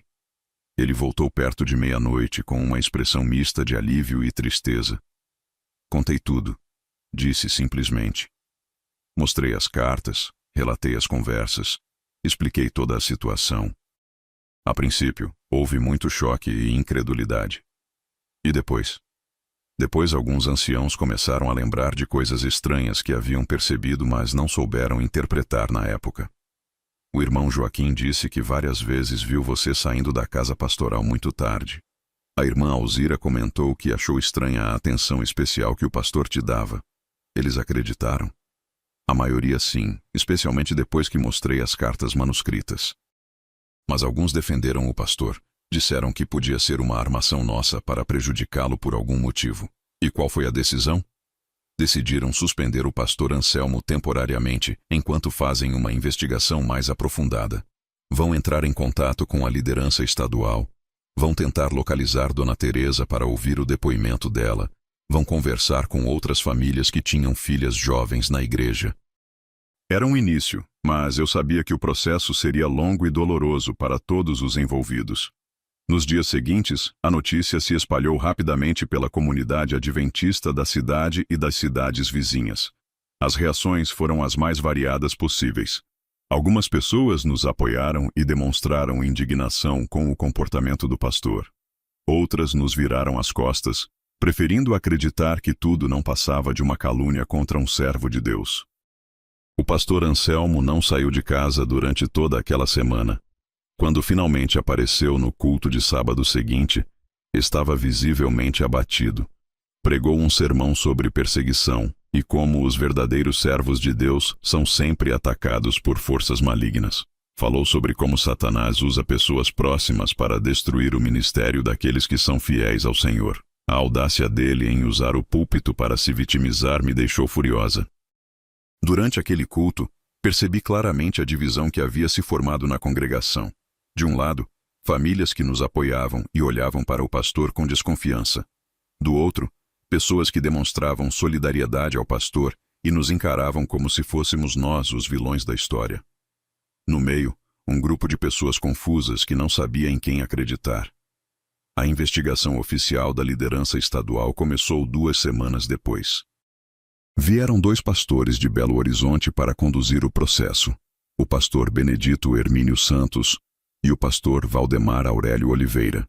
Eram homens mais velhos, experientes, que já haviam lidado com situações delicadas anteriormente. Eles me entrevistaram durante 3 horas numa quinta-feira à tarde, na presença dos meus pais. Fizeram perguntas detalhadas sobre como o relacionamento havia começado, sobre as conversas que tivemos, sobre os métodos que o pastor usou para me seduzir. Foi extremamente doloroso reviver todos aqueles momentos, mas respondi tudo com a máxima honestidade. Benedita, disse o pastor Benedito durante a entrevista, você entende que está fazendo acusações muito graves contra um colega de ministério? Entende que se suas alegações não forem verdadeiras, isso pode destruir a vida de um homem inocente? Entendo perfeitamente, respondi com firmeza. Mas também entendo que se minhas alegações são verdadeiras e eu não falar, esse homem pode continuar destruindo vidas de outras meninas inocentes. Eles também entrevistaram meus pais, alguns anciãos da igreja e tentaram localizar Dona Teresa em Campinas. Conseguiram falar com ela por telefone, e ela confirmou tudo o que havia nos contado, inclusive se dispondo a enviar por correio outras evidências que havia encontrado em casa. Enquanto isso, o pastor Anselmo também foi entrevistado pelos investigadores. Manteve sua versão de inocência, alegando que era vítima de uma conspiração orquestrada por nossa família, por motivos que ele não conseguia compreender. Sugeriu que eu poderia estar sofrendo de algum distúrbio psicológico que me fazia criar fantasias românticas com figuras de autoridade. A situação na igreja ficou insustentável. Os cultos se tornaram momentos de tensão extrema, com grupos claramente definidos, se evitando mutuamente. Algumas famílias pararam de frequentar a igreja temporariamente, não querendo se envolver na polêmica. Outras se posicionaram abertamente de um lado ou do outro, criando um clima de hostilidade que tornava impossível qualquer tipo de comunhão cristã. Foi durante esse período que descobri algo que me chocou profundamente. A irmã Odete Marcolina, uma senhora de 50 anos que fazia parte da liderança feminina da igreja, me procurou em casa numa tarde para uma conversa particular. Benedita, disse ela com lágrimas nos olhos, preciso te contar uma coisa que vai ser muito difícil de ouvir, mas você precisa saber. Meu coração disparou. O que foi, irmã Odete? Você não é a primeira menina que o pastor Anselmo assediou na nossa igreja. Fiquei sem palavras. Como assim? Há 2 anos, quando ele chegou aqui, minha sobrinha Georgina, que tinha 16 anos na época, me procurou chorando contando uma história muito parecida com a sua. Disse que o pastor havia começado a dar atenção especial para ela, que a chamava para conversas particulares, que falava sobre ela ter um chamado especial de Deus. E o que aconteceu? Eu não acreditei nela, confessou a irmã Odete com vergonha. Pensei que era coisa da idade, fantasia de adolescente. Conversei com ela sobre ter mais cuidado com esse tipo de pensamento e pedi para ela parar de inventar histórias, Georgina ficou muito magoada comigo e nunca mais tocou no assunto. Onde ela está agora? Mudou-se para São Paulo para morar com uma prima. Disse que não aguentava mais viver numa cidade pequena onde ninguém acreditava nela. Antes de partir, tentou me contar mais detalhes do que havia acontecido, mas eu não quis ouvir. Achava que ia contaminar minha mente com fantasias pecaminosas. A revelação da irmã Odete mudou completamente minha perspectiva sobre a situação. Não era apenas uma questão isolada. Havia um padrão de comportamento.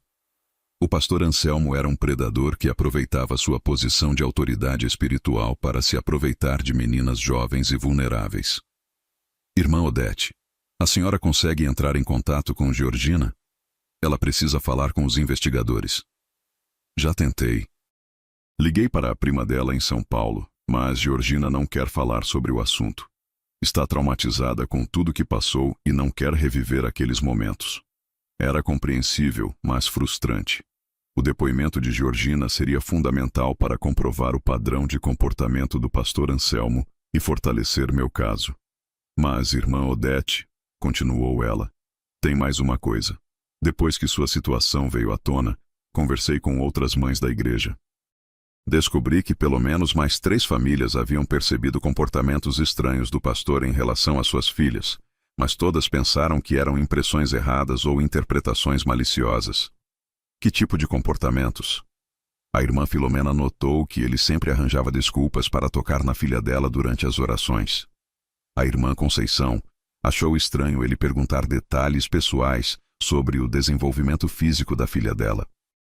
A irmã Palmira ficou incomodada com o jeito que ele olhava para a filha dela durante os cultos. Cada revelação me deixava mais indignada e, ao mesmo tempo, mais aliviada por ter tido coragem de falar. Quantas outras meninas poderiam ter sido vítimas se eu tivesse ficado calada? A irmã Odete se tornou uma aliada importante durante aquele período difícil. Ela conversou com as outras mães e conseguiu convencer algumas delas a falar com os investigadores sobre suas suspeitas. Aos poucos, foi se formando um quadro mais amplo do comportamento inadequado do pastor Anselmo. Em junho de 1974, quando eu estava no 5º mês de gravidez, os investigadores finalmente concluíram seu trabalho. O relatório foi devastador para o pastor Anselmo. Além do meu caso e das evidências físicas que Dona Teresa havia fornecido, conseguiram documentar pelo menos 4 outros casos de comportamento inadequado com meninas jovens. A liderança estadual tomou a decisão de remover o pastor Anselmo do ministério de forma definitiva. Ele foi oficialmente desfraternizado, termo usado pela igreja para expulsar membros que cometem faltas graves. Além disso, foi orientado a deixar a cidade o mais rápido possível para evitar maiores constrangimentos para a comunidade. A reação do pastor à decisão foi de raiva e desespero. Numa última tentativa de se salvar, ele convocou uma reunião não oficial na casa de uma família que ainda o apoiava e tentou mobilizar seus defensores para uma rebelião contra a decisão da liderança.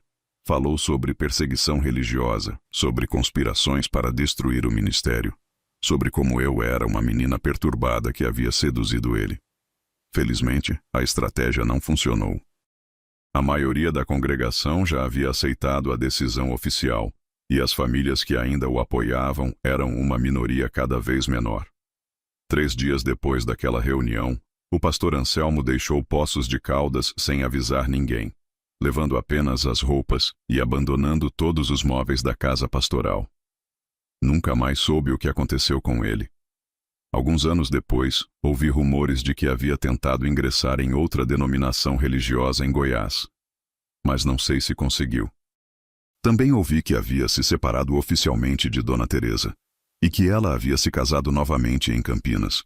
Com a saída do pastor Anselmo, nossa vida na igreja deveria ter voltado ao normal. Mas não foi bem assim.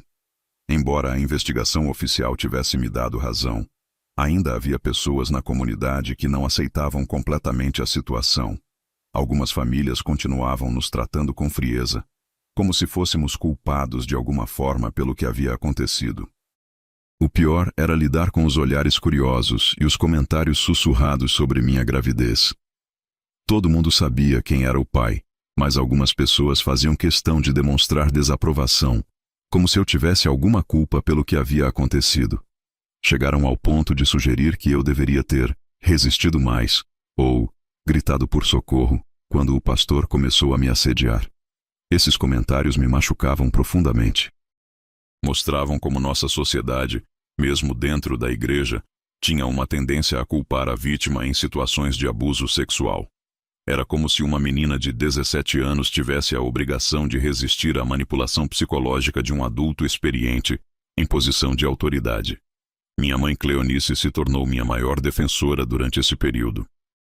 Sempre que ouvia algum comentário inadequado sobre minha situação, ela não hesitava em confrontar a pessoa e explicar que eu havia sido vítima, não cúmplice.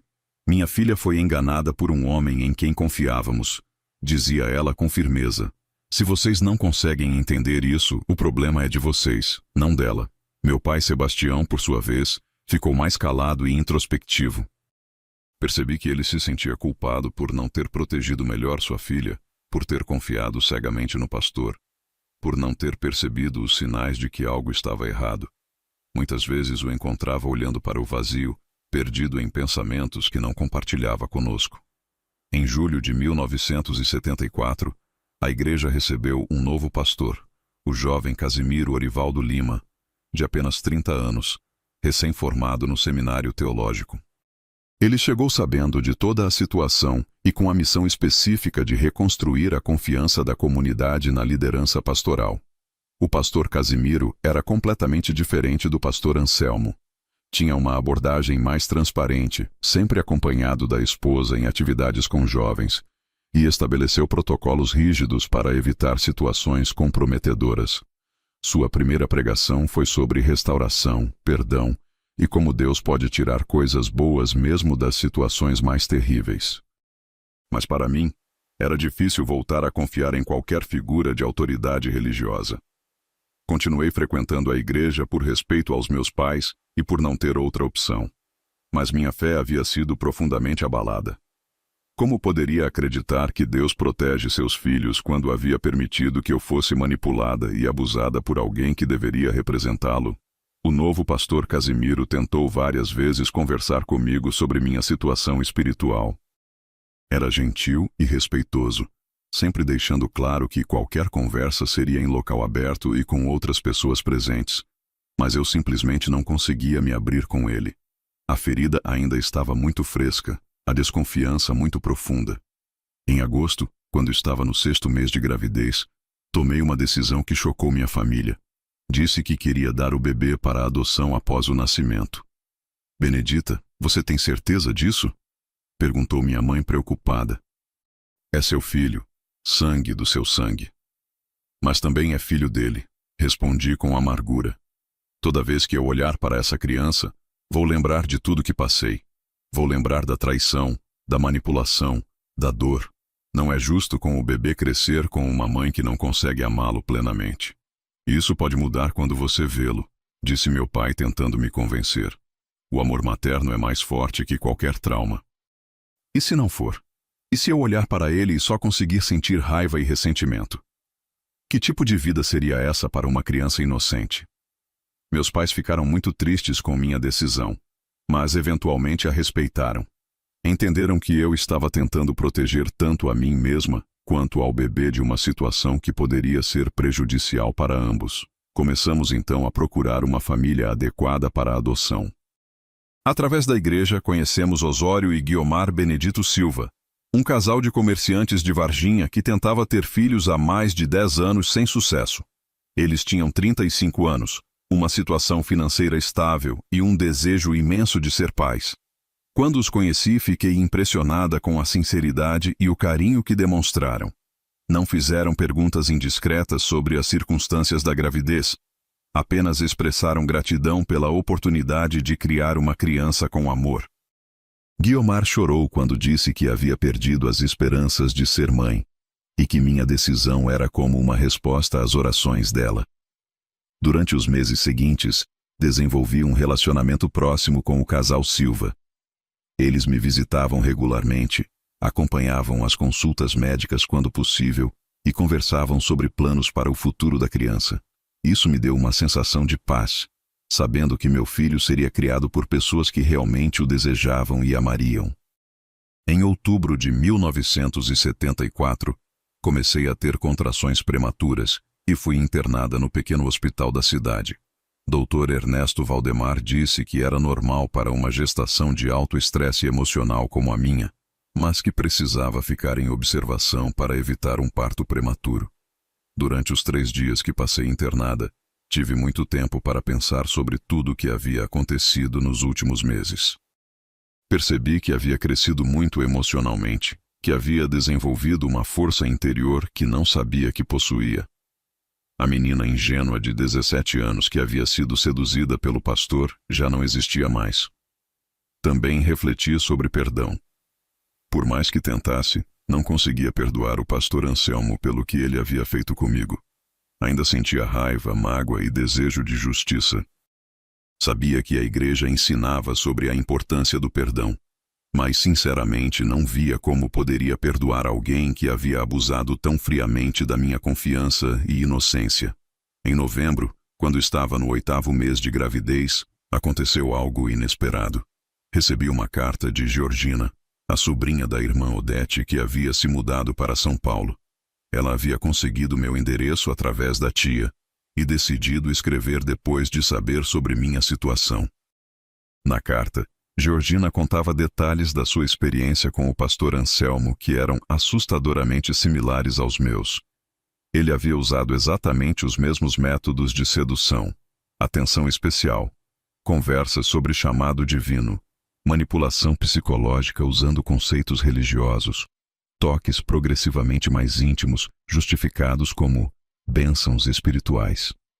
Benedita, escrevia ela, você foi muito corajosa em falar a verdade. Eu não tive essa coragem e me arrependo até hoje. Quando minha tia não acreditou em mim, pensei que realmente estava louca, que havia imaginado tudo. Guardei essa dor durante 2 anos, me culpando por ter permitido que aquilo acontecesse. A carta continuava. Seu testemunho me libertou de uma culpa que eu carregava. Agora sei que não foi culpa minha, que eu também fui vítima de um homem que abusou da autoridade dele. Obrigada por ter tido a coragem que eu não tive. Ler aquela carta foi profundamente emocionante e ao mesmo tempo libertador. Saber que havia ajudado outra pessoa a se livrar da culpa injusta me deu uma sensação de propósito em meio a tanto sofrimento. Talvez toda aquela dor tivesse valido a pena se serviu para expor um predador e proteger outras meninas. Escrevi uma carta de volta para Georgina, agradecendo sua coragem em me contatar e sugerindo que ela procurasse ajuda psicológica para lidar com o trauma. Também a encorajei a considerar fazer uma denúncia formal, mesmo que tardia, para que o caso ficasse documentado caso o pastor tentasse voltar ao ministério em outro lugar. Em dezembro de 1974, entrei em trabalho de parto numa terça-feira de madrugada. Meus pais me levaram rapidamente para o hospital, onde o Dr. Ernesto me recebeu com sua habitual calma profissional. O casal Silva também foi chamado e chegou ao hospital antes mesmo do bebê nascer. O parto foi longo e difícil, durando quase 12 horas. Durante as contrações mais fortes, pensei várias vezes que ia morrer, que talvez fosse a forma de Deus me livrar daquela situação impossível. Mas entre uma contração e outra, sentia uma força estranha que me mantinha lutando, como se algo dentro de mim se recusasse a desistir. Às 4h23 da tarde, nasceu um menino saudável, pesando 3,2 kg. Quando o Dr. Ernesto colocou aquele bebê nos meus braços pela primeira vez, algo extraordinário aconteceu. Em vez da raiva e ressentimento que eu temia sentir, fui invadida por um amor instantâneo e avassalador. Olhando para aquele rostinho pequeno e inocente, não vi nada do pai que o havia gerado através de manipulação e abuso. Vi apenas uma criancinha que precisava de amor e proteção, um ser humano completamente inocente, que não tinha culpa das circunstâncias da sua concepção. Meu Deus! Sussurrei através das lágrimas. Eu não posso dar você embora. Você é meu filho. Minha mãe Cleonice, que estava presente no quarto, começou a chorar também. Benedita, você tem certeza? Não toma uma decisão emocional agora. Pensa bem. Mãe, eu tenho certeza. Esse bebê é meu filho. Não importa como ele foi concebido. Ele é inocente e eu sou a mãe dele. O casal Silva ficou visivelmente desapontado, mas demonstrou compreensão. Guiomar chorou muito, mas disse que entendia perfeitamente minha decisão. Se eu fosse você, também não conseguiria dar meu filho, disse ela entre lágrimas. Esperamos há tanto tempo que podemos esperar mais um pouco, até Deus nos dar nossa própria criança. Registrei o bebê com o nome de Jesuíno Benedito da Silva, em homenagem ao meu bisavô que havia trazido a fé adventista para nossa família. Não coloquei o nome do pai na certidão de nascimento. Oficialmente, ele seria criado apenas por mim. Os primeiros meses com o bebê foram os mais difíceis da minha vida. Eu não tinha experiência nenhuma com crianças, estava emocionalmente fragilizada e tinha apenas 18 anos. Minha mãe me ajudou muito, ensinando como cuidar do Jesuíno, como amamentar, como interpretar seus choros e necessidades. Meu pai Sebastião, que inicialmente havia ficado reticente sobre minha decisão de criar o bebê, rapidamente se apaixonou pelo netinho. Passava horas observando o Jesuíno dormir, fazendo caretas para fazê-lo sorrir e contando histórias sobre como seria quando ele crescesse. Na igreja, a reação à minha decisão de ficar com o bebê foi mista. Algumas pessoas elogiaram minha coragem e responsabilidade maternal. Outras criticaram, dizendo que seria muito difícil para uma mãe solteira criar uma criança sozinha. Houve quem sugerisse que eu deveria ter mantido o plano original da adoção para facilitar as coisas para todos. Mas eu não me importava com as opiniões alheias. Pela primeira vez em muito tempo, me sentia em paz com uma decisão que havia tomado. Olhando para o Jesuíno, sabia que havia feito a escolha certa. Ele era meu filho, ponto final. Cuidar do bebê também foi terapêutico para mim. Ter uma responsabilidade tão grande e imediata me forçou a focar no presente, em vez de ficar remoendo o passado. Cada sorriso dele, cada pequeno desenvolvimento, cada noite de sono que conseguíamos, eram pequenas vitórias que me davam força para continuar. Quando o Jesuíno completou 6 meses, tomei outra decisão importante. Resolvi voltar a estudar. Havia interrompido o ensino médio quando a gravidez ficou mais avançada, mas sabia que precisava de educação para dar um futuro melhor para meu filho. Consegui uma vaga no curso noturno de uma escola estadual em Poços de Caldas. Minha mãe se ofereceu para cuidar do Jesuíno durante as aulas, e meu pai disse que me apoiaria financeiramente pelo tempo que fosse necessário para eu me formar. Voltar à escola foi um desafio enorme. Eu era a única aluna mãe solteira numa época em que isso ainda era muito mal visto socialmente. Alguns colegas me tratavam com curiosidade, outros com preconceito aberto. Havia professores que demonstravam compreensão e apoio, mas também havia aqueles que deixavam claro que não aprovavam minha situação. Mas eu estava determinada a superar todos os obstáculos.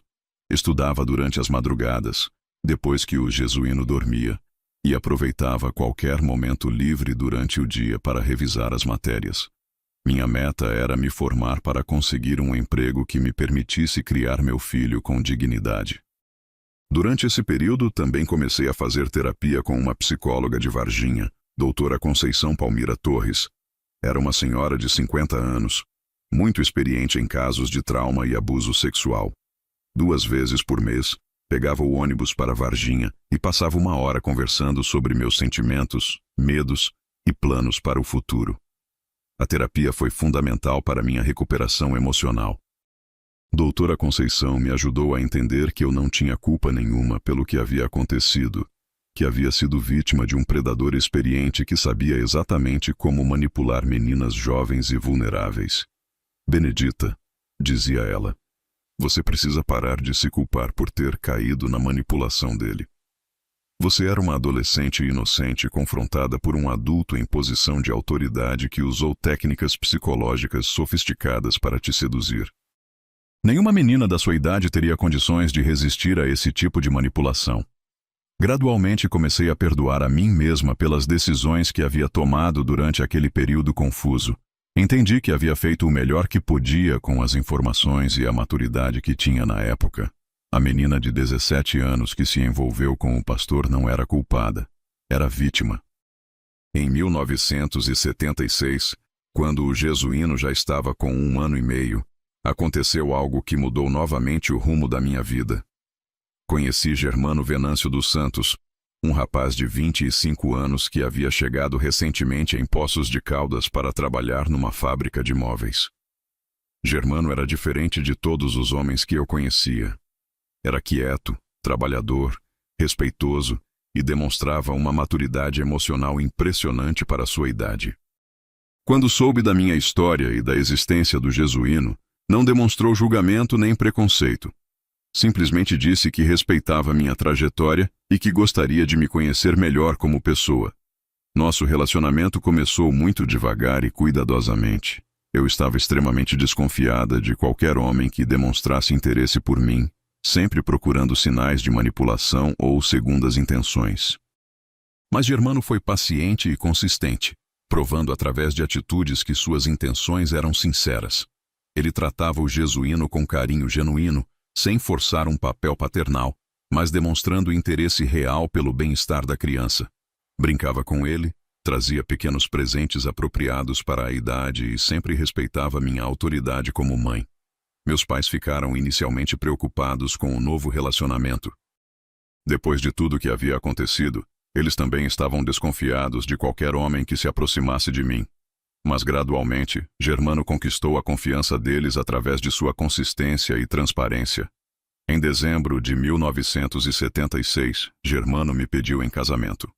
Foi um pedido simples, sem ostentação, feito na sala da casa dos meus pais depois de um almoço de domingo. Benedita, disse ele segurando minhas mãos, eu te amo e quero construir uma família com você e com o Jesuíno. Sei que você passou por coisas difíceis e entendo se não está pronta ainda. Mas quero que saiba que meus sentimentos são sinceros e duradouros.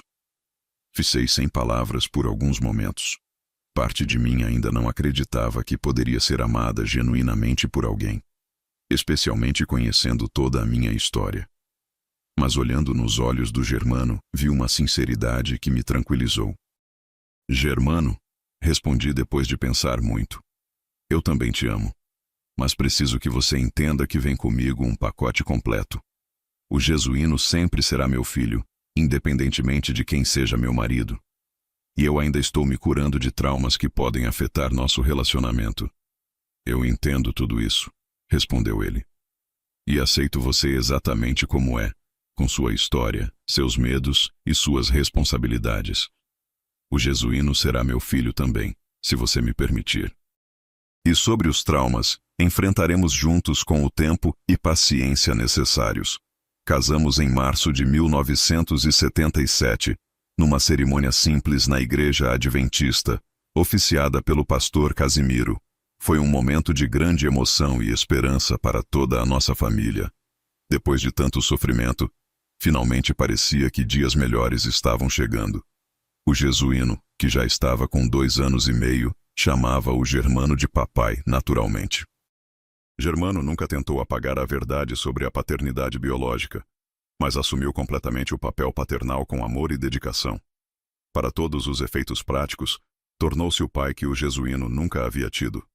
Nossa vida conjugal foi se construindo gradualmente, com muito diálogo e paciência mútua. Germano entendeu que eu precisava de tempo para confiar plenamente em homens novamente, e nunca pressionou nenhuma situação. Respeitou meus medos, minhas inseguranças e meu tempo de cura.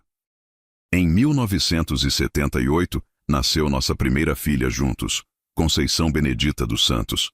Em 1980, veio o segundo filho, Casimiro Germano dos Santos.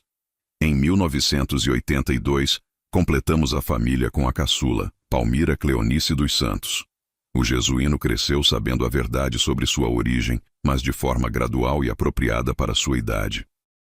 Quando tinha 8 anos, expliquei que seu pai biológico havia sido uma pessoa que não soube ser responsável, mas que o Germano era seu pai verdadeiro de coração. Ele absorveu a informação sem trauma, porque sempre se sentiu amado e seguro em nossa família. Em 1985, quando estava com 31 anos, tomei uma decisão que surpreendeu muita gente. Resolvi cursar pedagogia numa faculdade de Varginha.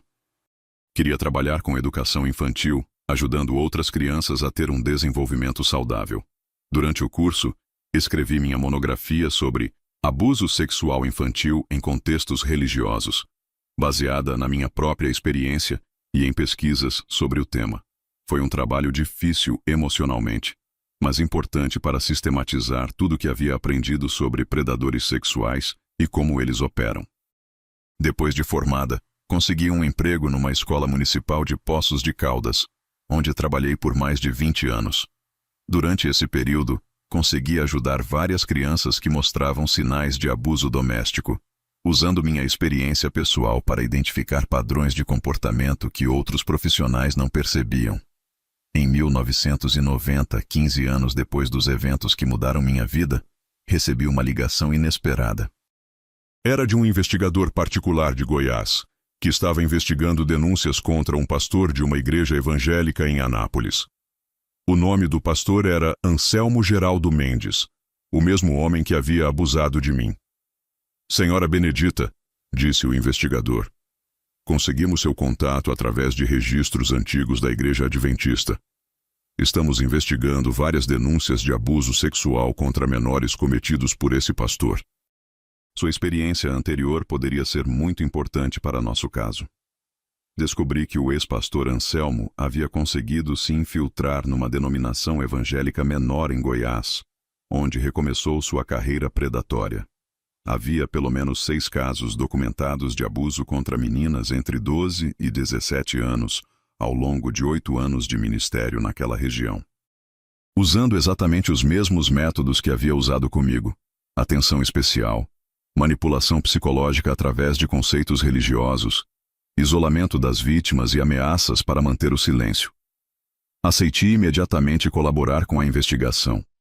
Viajei para Goiás para dar meu depoimento, levando comigo todas as evidências que ainda possuía do caso original. As cartas que Dona Teresa havia encontrado, cópias do relatório da investigação adventista e documentação médica da época da gravidez. Foi emocionalmente devastador reviver todos aqueles momentos, mas sabia que era minha responsabilidade ajudar a impedir que mais meninas fossem vitimadas. Durante minha estadia em Anápolis, conheci 2 das vítimas mais recentes: Georgina, de apenas 15 anos, coincidentemente com o mesmo nome da primeira vítima em Poços de Caldas, e Teresa, de 16 anos. Conversar com elas foi como olhar num espelho do passado. Elas contavam histórias quase idênticas à minha. O pastor havia ganhado a confiança das famílias, convencido as meninas de que tinham um chamado especial, usado manipulação psicológica elaborada para justificar os abusos. Tia Benedita, disse a jovem Georgina entre lágrimas, ele me dizia que eu era especial, que Deus havia escolhido-me especialmente para ajudar no ministério dele.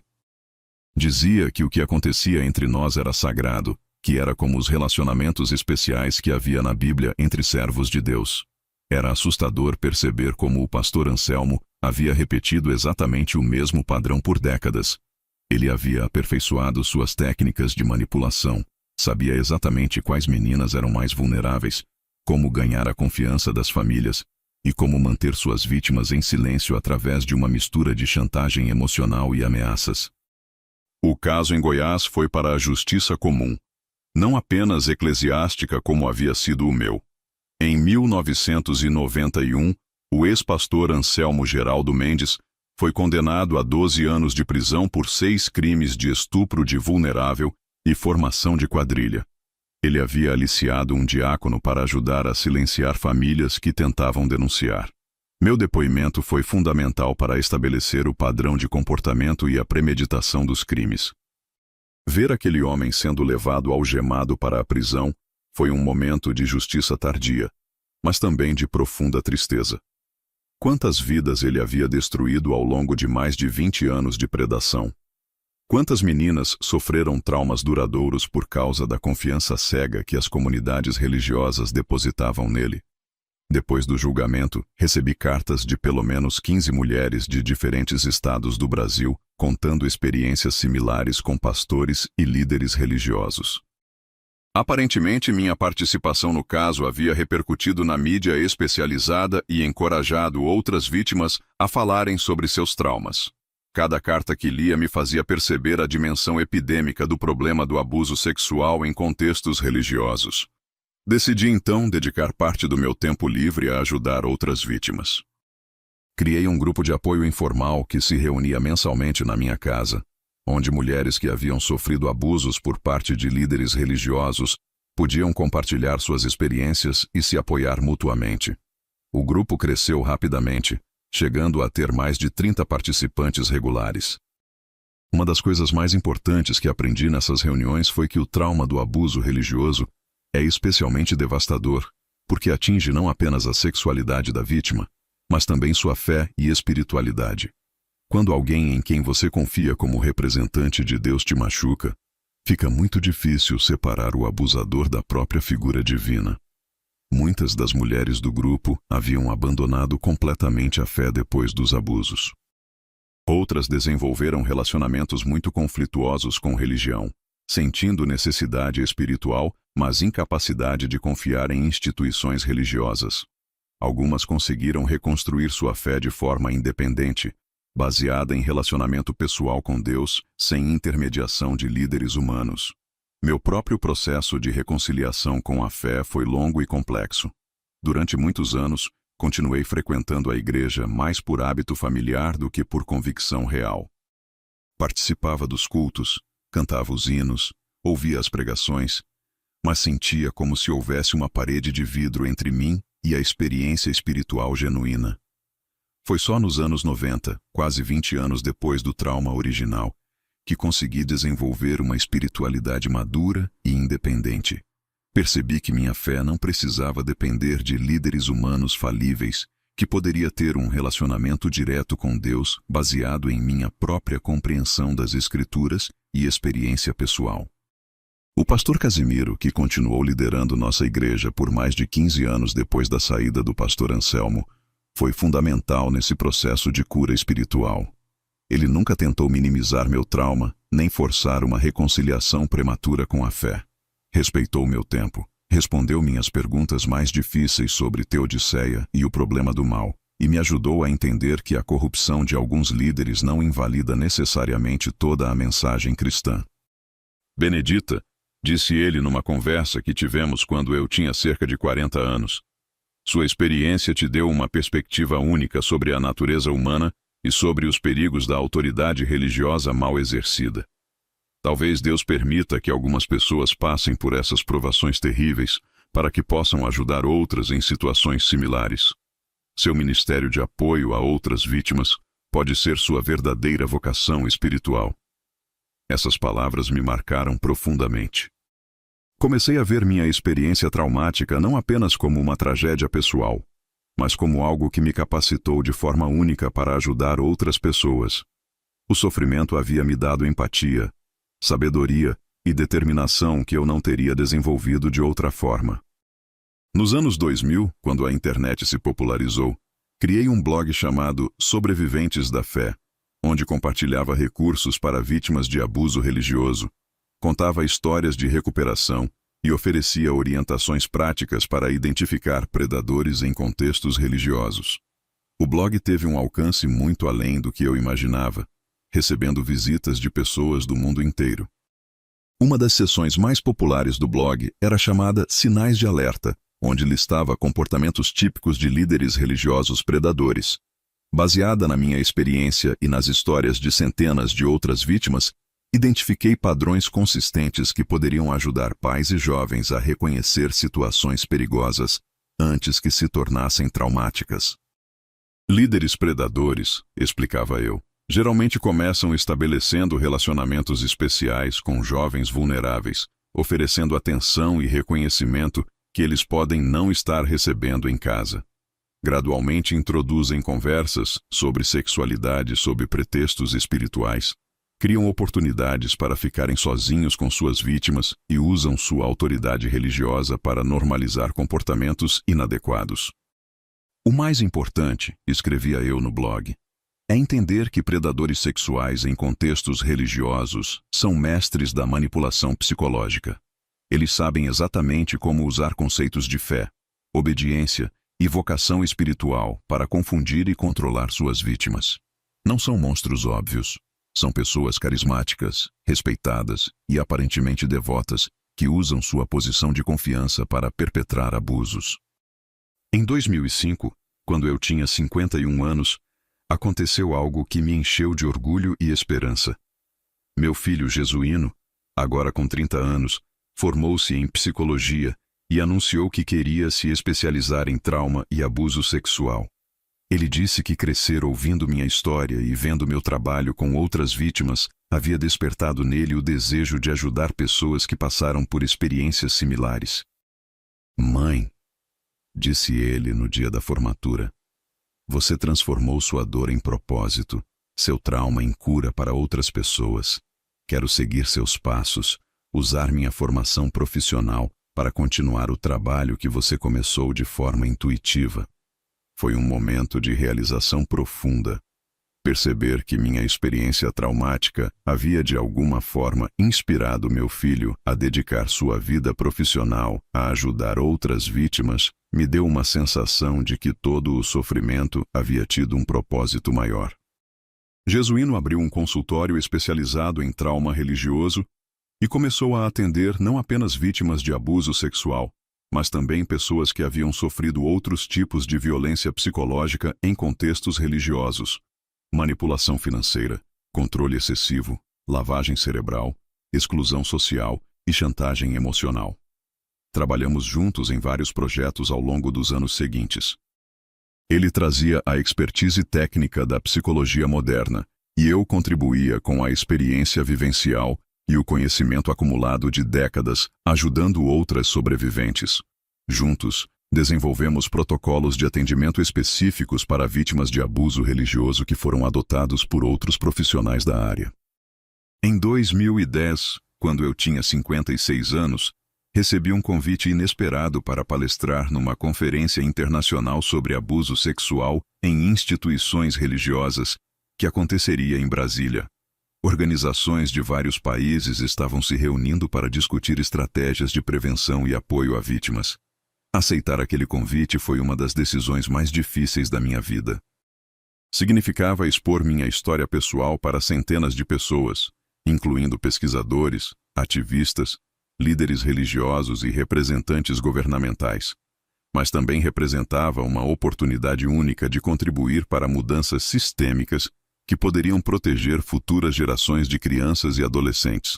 Minha palestra, intitulada "Da Vítima à Sobrevivente, uma jornada de 40 anos", foi recebida com uma ovação de pé que durou vários minutos. Contei minha história completa pela primeira vez num fórum público, desde a sedução inicial até minha transformação em ativista pelos direitos das vítimas. O abuso sexual em contextos religiosos, disse eu para a plateia, não é apenas um crime contra o corpo, é um crime contra a alma. Quando alguém usa sua autoridade espiritual para perpetrar violência sexual, está atacando não apenas a sexualidade da vítima, mas também sua capacidade de confiar, de ter fé, de se relacionar com o sagrado. A recuperação, portanto, precisa abordar não apenas os aspectos psicológicos do trauma, mas também os aspectos espirituais.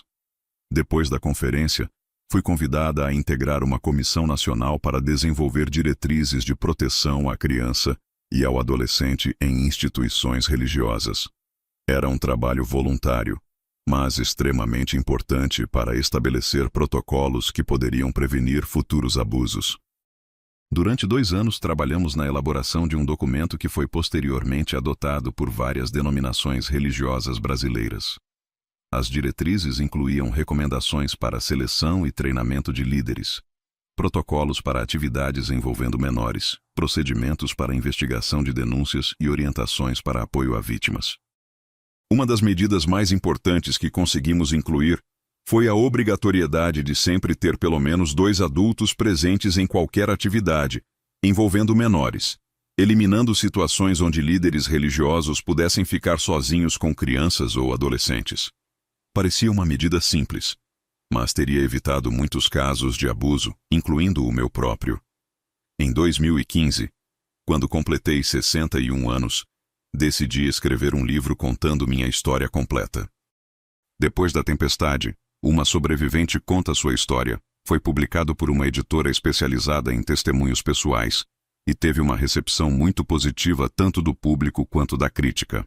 O livro não era apenas um relato autobiográfico, mas também um guia prático para a identificação e prevenção de abuso religioso. Incluía capítulos sobre como reconhecer predadores, como apoiar vítimas, como reconstruir a fé depois do trauma e como criar ambientes religiosos mais seguros para crianças e adolescentes. A repercussão do livro foi além das minhas expectativas. Recebi centenas de cartas e e-mails de leitores compartilhando suas próprias experiências, agradecendo por ter tido coragem de falar sobre um assunto tão difícil e relatando como minha história havia ajudado em seus próprios processos de cura. Uma carta em particular me marcou profundamente. Era de uma jovem de 22 anos chamada Cleonice, coincidentemente com o mesmo nome da minha mãe, que havia sofrido abuso por parte de um pastor quando tinha 15 anos. Ela escreveu: Tia Benedita, ler seu livro salvou minha vida. Eu estava pensando em suicídio porque não conseguia conviver com a culpa e a vergonha do que havia acontecido. Achava que era culpada, que havia seduzido o pastor, que era uma pessoa suja e indigna do amor de Deus. Sua história me mostrou que não foi culpa minha, que eu também fui vítima. Hoje estou fazendo terapia e começando a reconstruir minha vida. Obrigada por ter tido coragem de contar sua história. Cartas como essa me lembravam constantemente porque era importante continuar falando sobre meu trauma, mesmo décadas depois. Cada pessoa que conseguia se libertar da culpa injusta através da minha história fazia todo o sofrimento valer a pena. Em 2017, aos 63 anos, recebi uma homenagem da Assembleia Legislativa de Minas Gerais pelo meu trabalho de mais de 20 anos em defesa dos direitos das vítimas de abuso sexual religioso. Foi um reconhecimento oficial que me emocionou profundamente, especialmente porque foi proposto por uma deputada que também era sobrevivente de abuso religioso. Benedita dos Santos Silva, dizia o texto da homenagem, transformou sua dor pessoal em instrumento de cura e proteção para milhares de outras pessoas. Sua coragem em expor publicamente experiências traumáticas contribuiu decisivamente para o avanço das políticas de proteção à criança e ao adolescente em contextos religiosos em nosso estado. Durante a cerimônia, pude observar minha família na plateia, meu marido Germano, agora com 66 anos e aposentado da fábrica de móveis, nossos 4 filhos já adultos e bem-sucedidos em suas carreiras, e nossos 8 netos, a geração que cresceria num mundo, esperávamos, mais consciente e protegido contra predadores religiosos. Jesuíno, agora com 42 anos e um psicólogo respeitado, havia se casado com uma colega de profissão e tinha 3 filhos. Nossa filha Conceição se tornou advogada especializada em direitos da criança. Casimiro seguiu os passos do pai adotivo e se tornou marceneiro, mas também voluntário em projetos sociais da igreja. Palmira, a caçula, se formou em assistência social e trabalhava com famílias em situação de vulnerabilidade. Todos eles haviam crescido conhecendo minha história e entendendo a importância de proteger crianças contra abusos.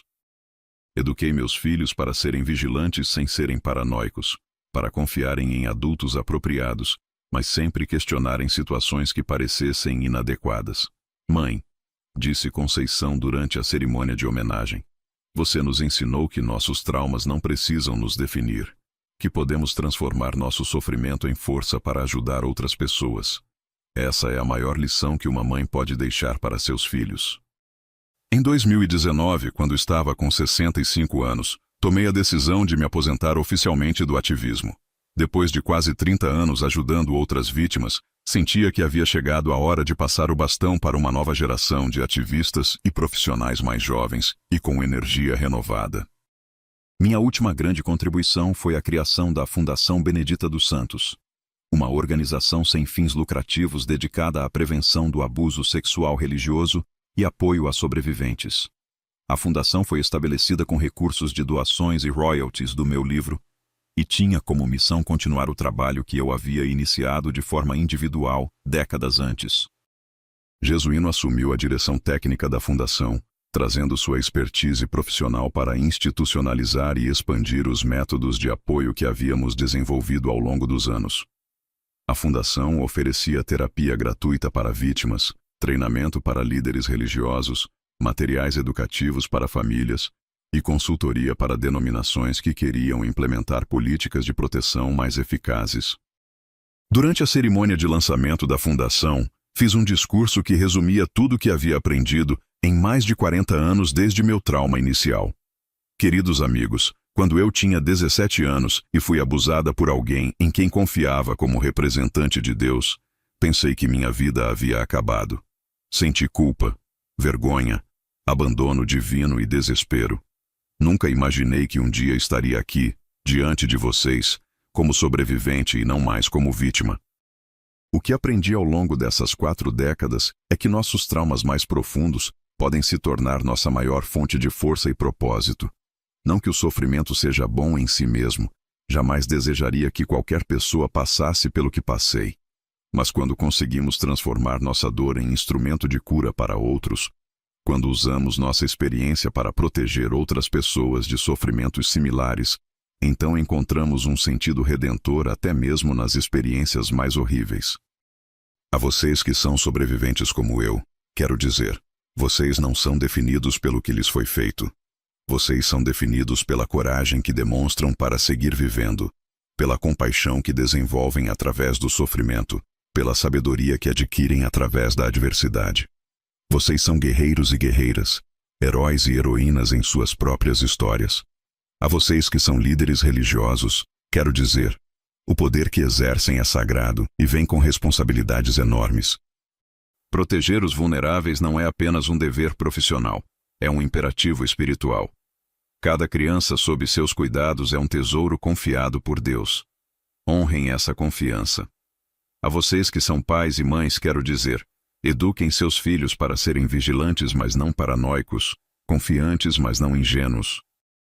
Ensinem-nos que seus corpos são sagrados, que nenhum adulto tem direito de tocá-los de forma inadequada, que eles sempre podem contar para vocês sobre qualquer situação que os deixe desconfortáveis.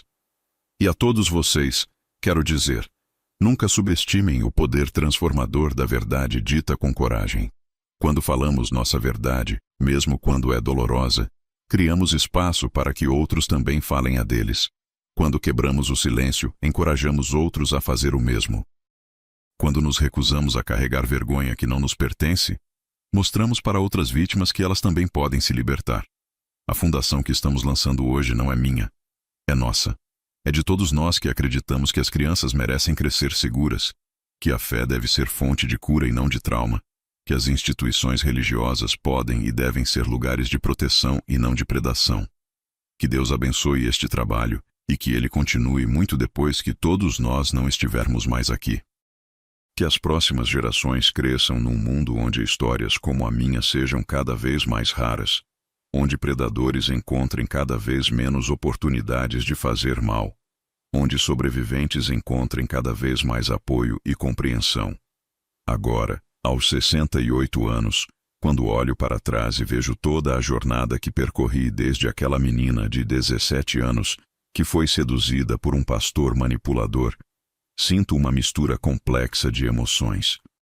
Tristeza pelo que perdi, a inocência, a fé simples, os anos de juventude consumidos por trauma e recuperação, mas também gratidão pelo que ganhei, sabedoria, força, propósito e a oportunidade de transformar sofrimento em serviço. Meus queridos que estão me ouvindo até aqui, essa é minha história. Uma história de dor, mas também de cura. Uma história de vitimização, mas também de empoderamento. Uma história de fé perdida e reencontrada de uma forma mais madura e autêntica. Se você é uma sobrevivente como eu, saiba que não está sozinha. Sua história importa, sua dor é válida, sua cura é possível. Não deixe que ninguém te convença de que você tem culpa pelo que lhe foi feito. Não deixe que ninguém te diga que você deveria superar mais rapidamente ou perdoar antes de estar pronta. Se você é uma mãe ou pai preocupado com a segurança de seus filhos, confie nos seus instintos. Se algo parece estranho no comportamento de um líder religioso em relação ao seu filho, investigue. É melhor pecar por excesso de cuidado do que por negligência. Se você é um líder religioso íntegro, use sua posição para proteger os vulneráveis. Estabeleça protocolos claros, seja transparente em suas ações e nunca permita que situações ambíguas se desenvolvam sob sua liderança. E se você está passando por uma situação de abuso agora, fale com alguém de confiança. Procure ajuda. Denuncie. Não carregue esse fardo sozinha. Há pessoas que vão acreditar em você, que vão te apoiar, que vão te ajudar a sair dessa situação. Antes de me despedir, quero agradecer a todos que acompanharam minha história até aqui. Contar esses momentos mais dolorosos da minha vida não é fácil, mas sei que pode ajudar outras pessoas. Se esse relato tocou seu coração de alguma forma, deixe seu comentário contando de onde você está assistindo. É sempre um conforto saber que minha voz está chegando a pessoas que precisam ouvir que a cura é possível. Se você conhece alguém que passou por uma situação similar, compartilhe essa história com ela. Às vezes, saber que não somos as únicas pode ser o primeiro passo para a recuperação. E lembre-se sempre, você é mais forte do que imagina, mais valiosa do que qualquer trauma pode fazer parecer, e mais amada do que qualquer abusador tentou te convencer. Sua história não termina no trauma. Ela apenas começa uma nova fase de coragem, crescimento e propósito. Que Deus abençoe cada um de vocês. E que minha história sirva não para despertar apenas indignação sobre o passado, mas esperança para o futuro. Um futuro onde todas as crianças possam crescer seguras, onde todas as vítimas encontrem apoio, e onde todos os sobreviventes descubram que podem transformar sua dor em poder para ajudar outros. Até a próxima história, meus queridos. Fiquem com Deus e lembrem-se, depois da tempestade, sempre vem a calmaria. E às vezes, depois da calmaria, descobrimos que somos mais fortes do que jamais sonhamos ser.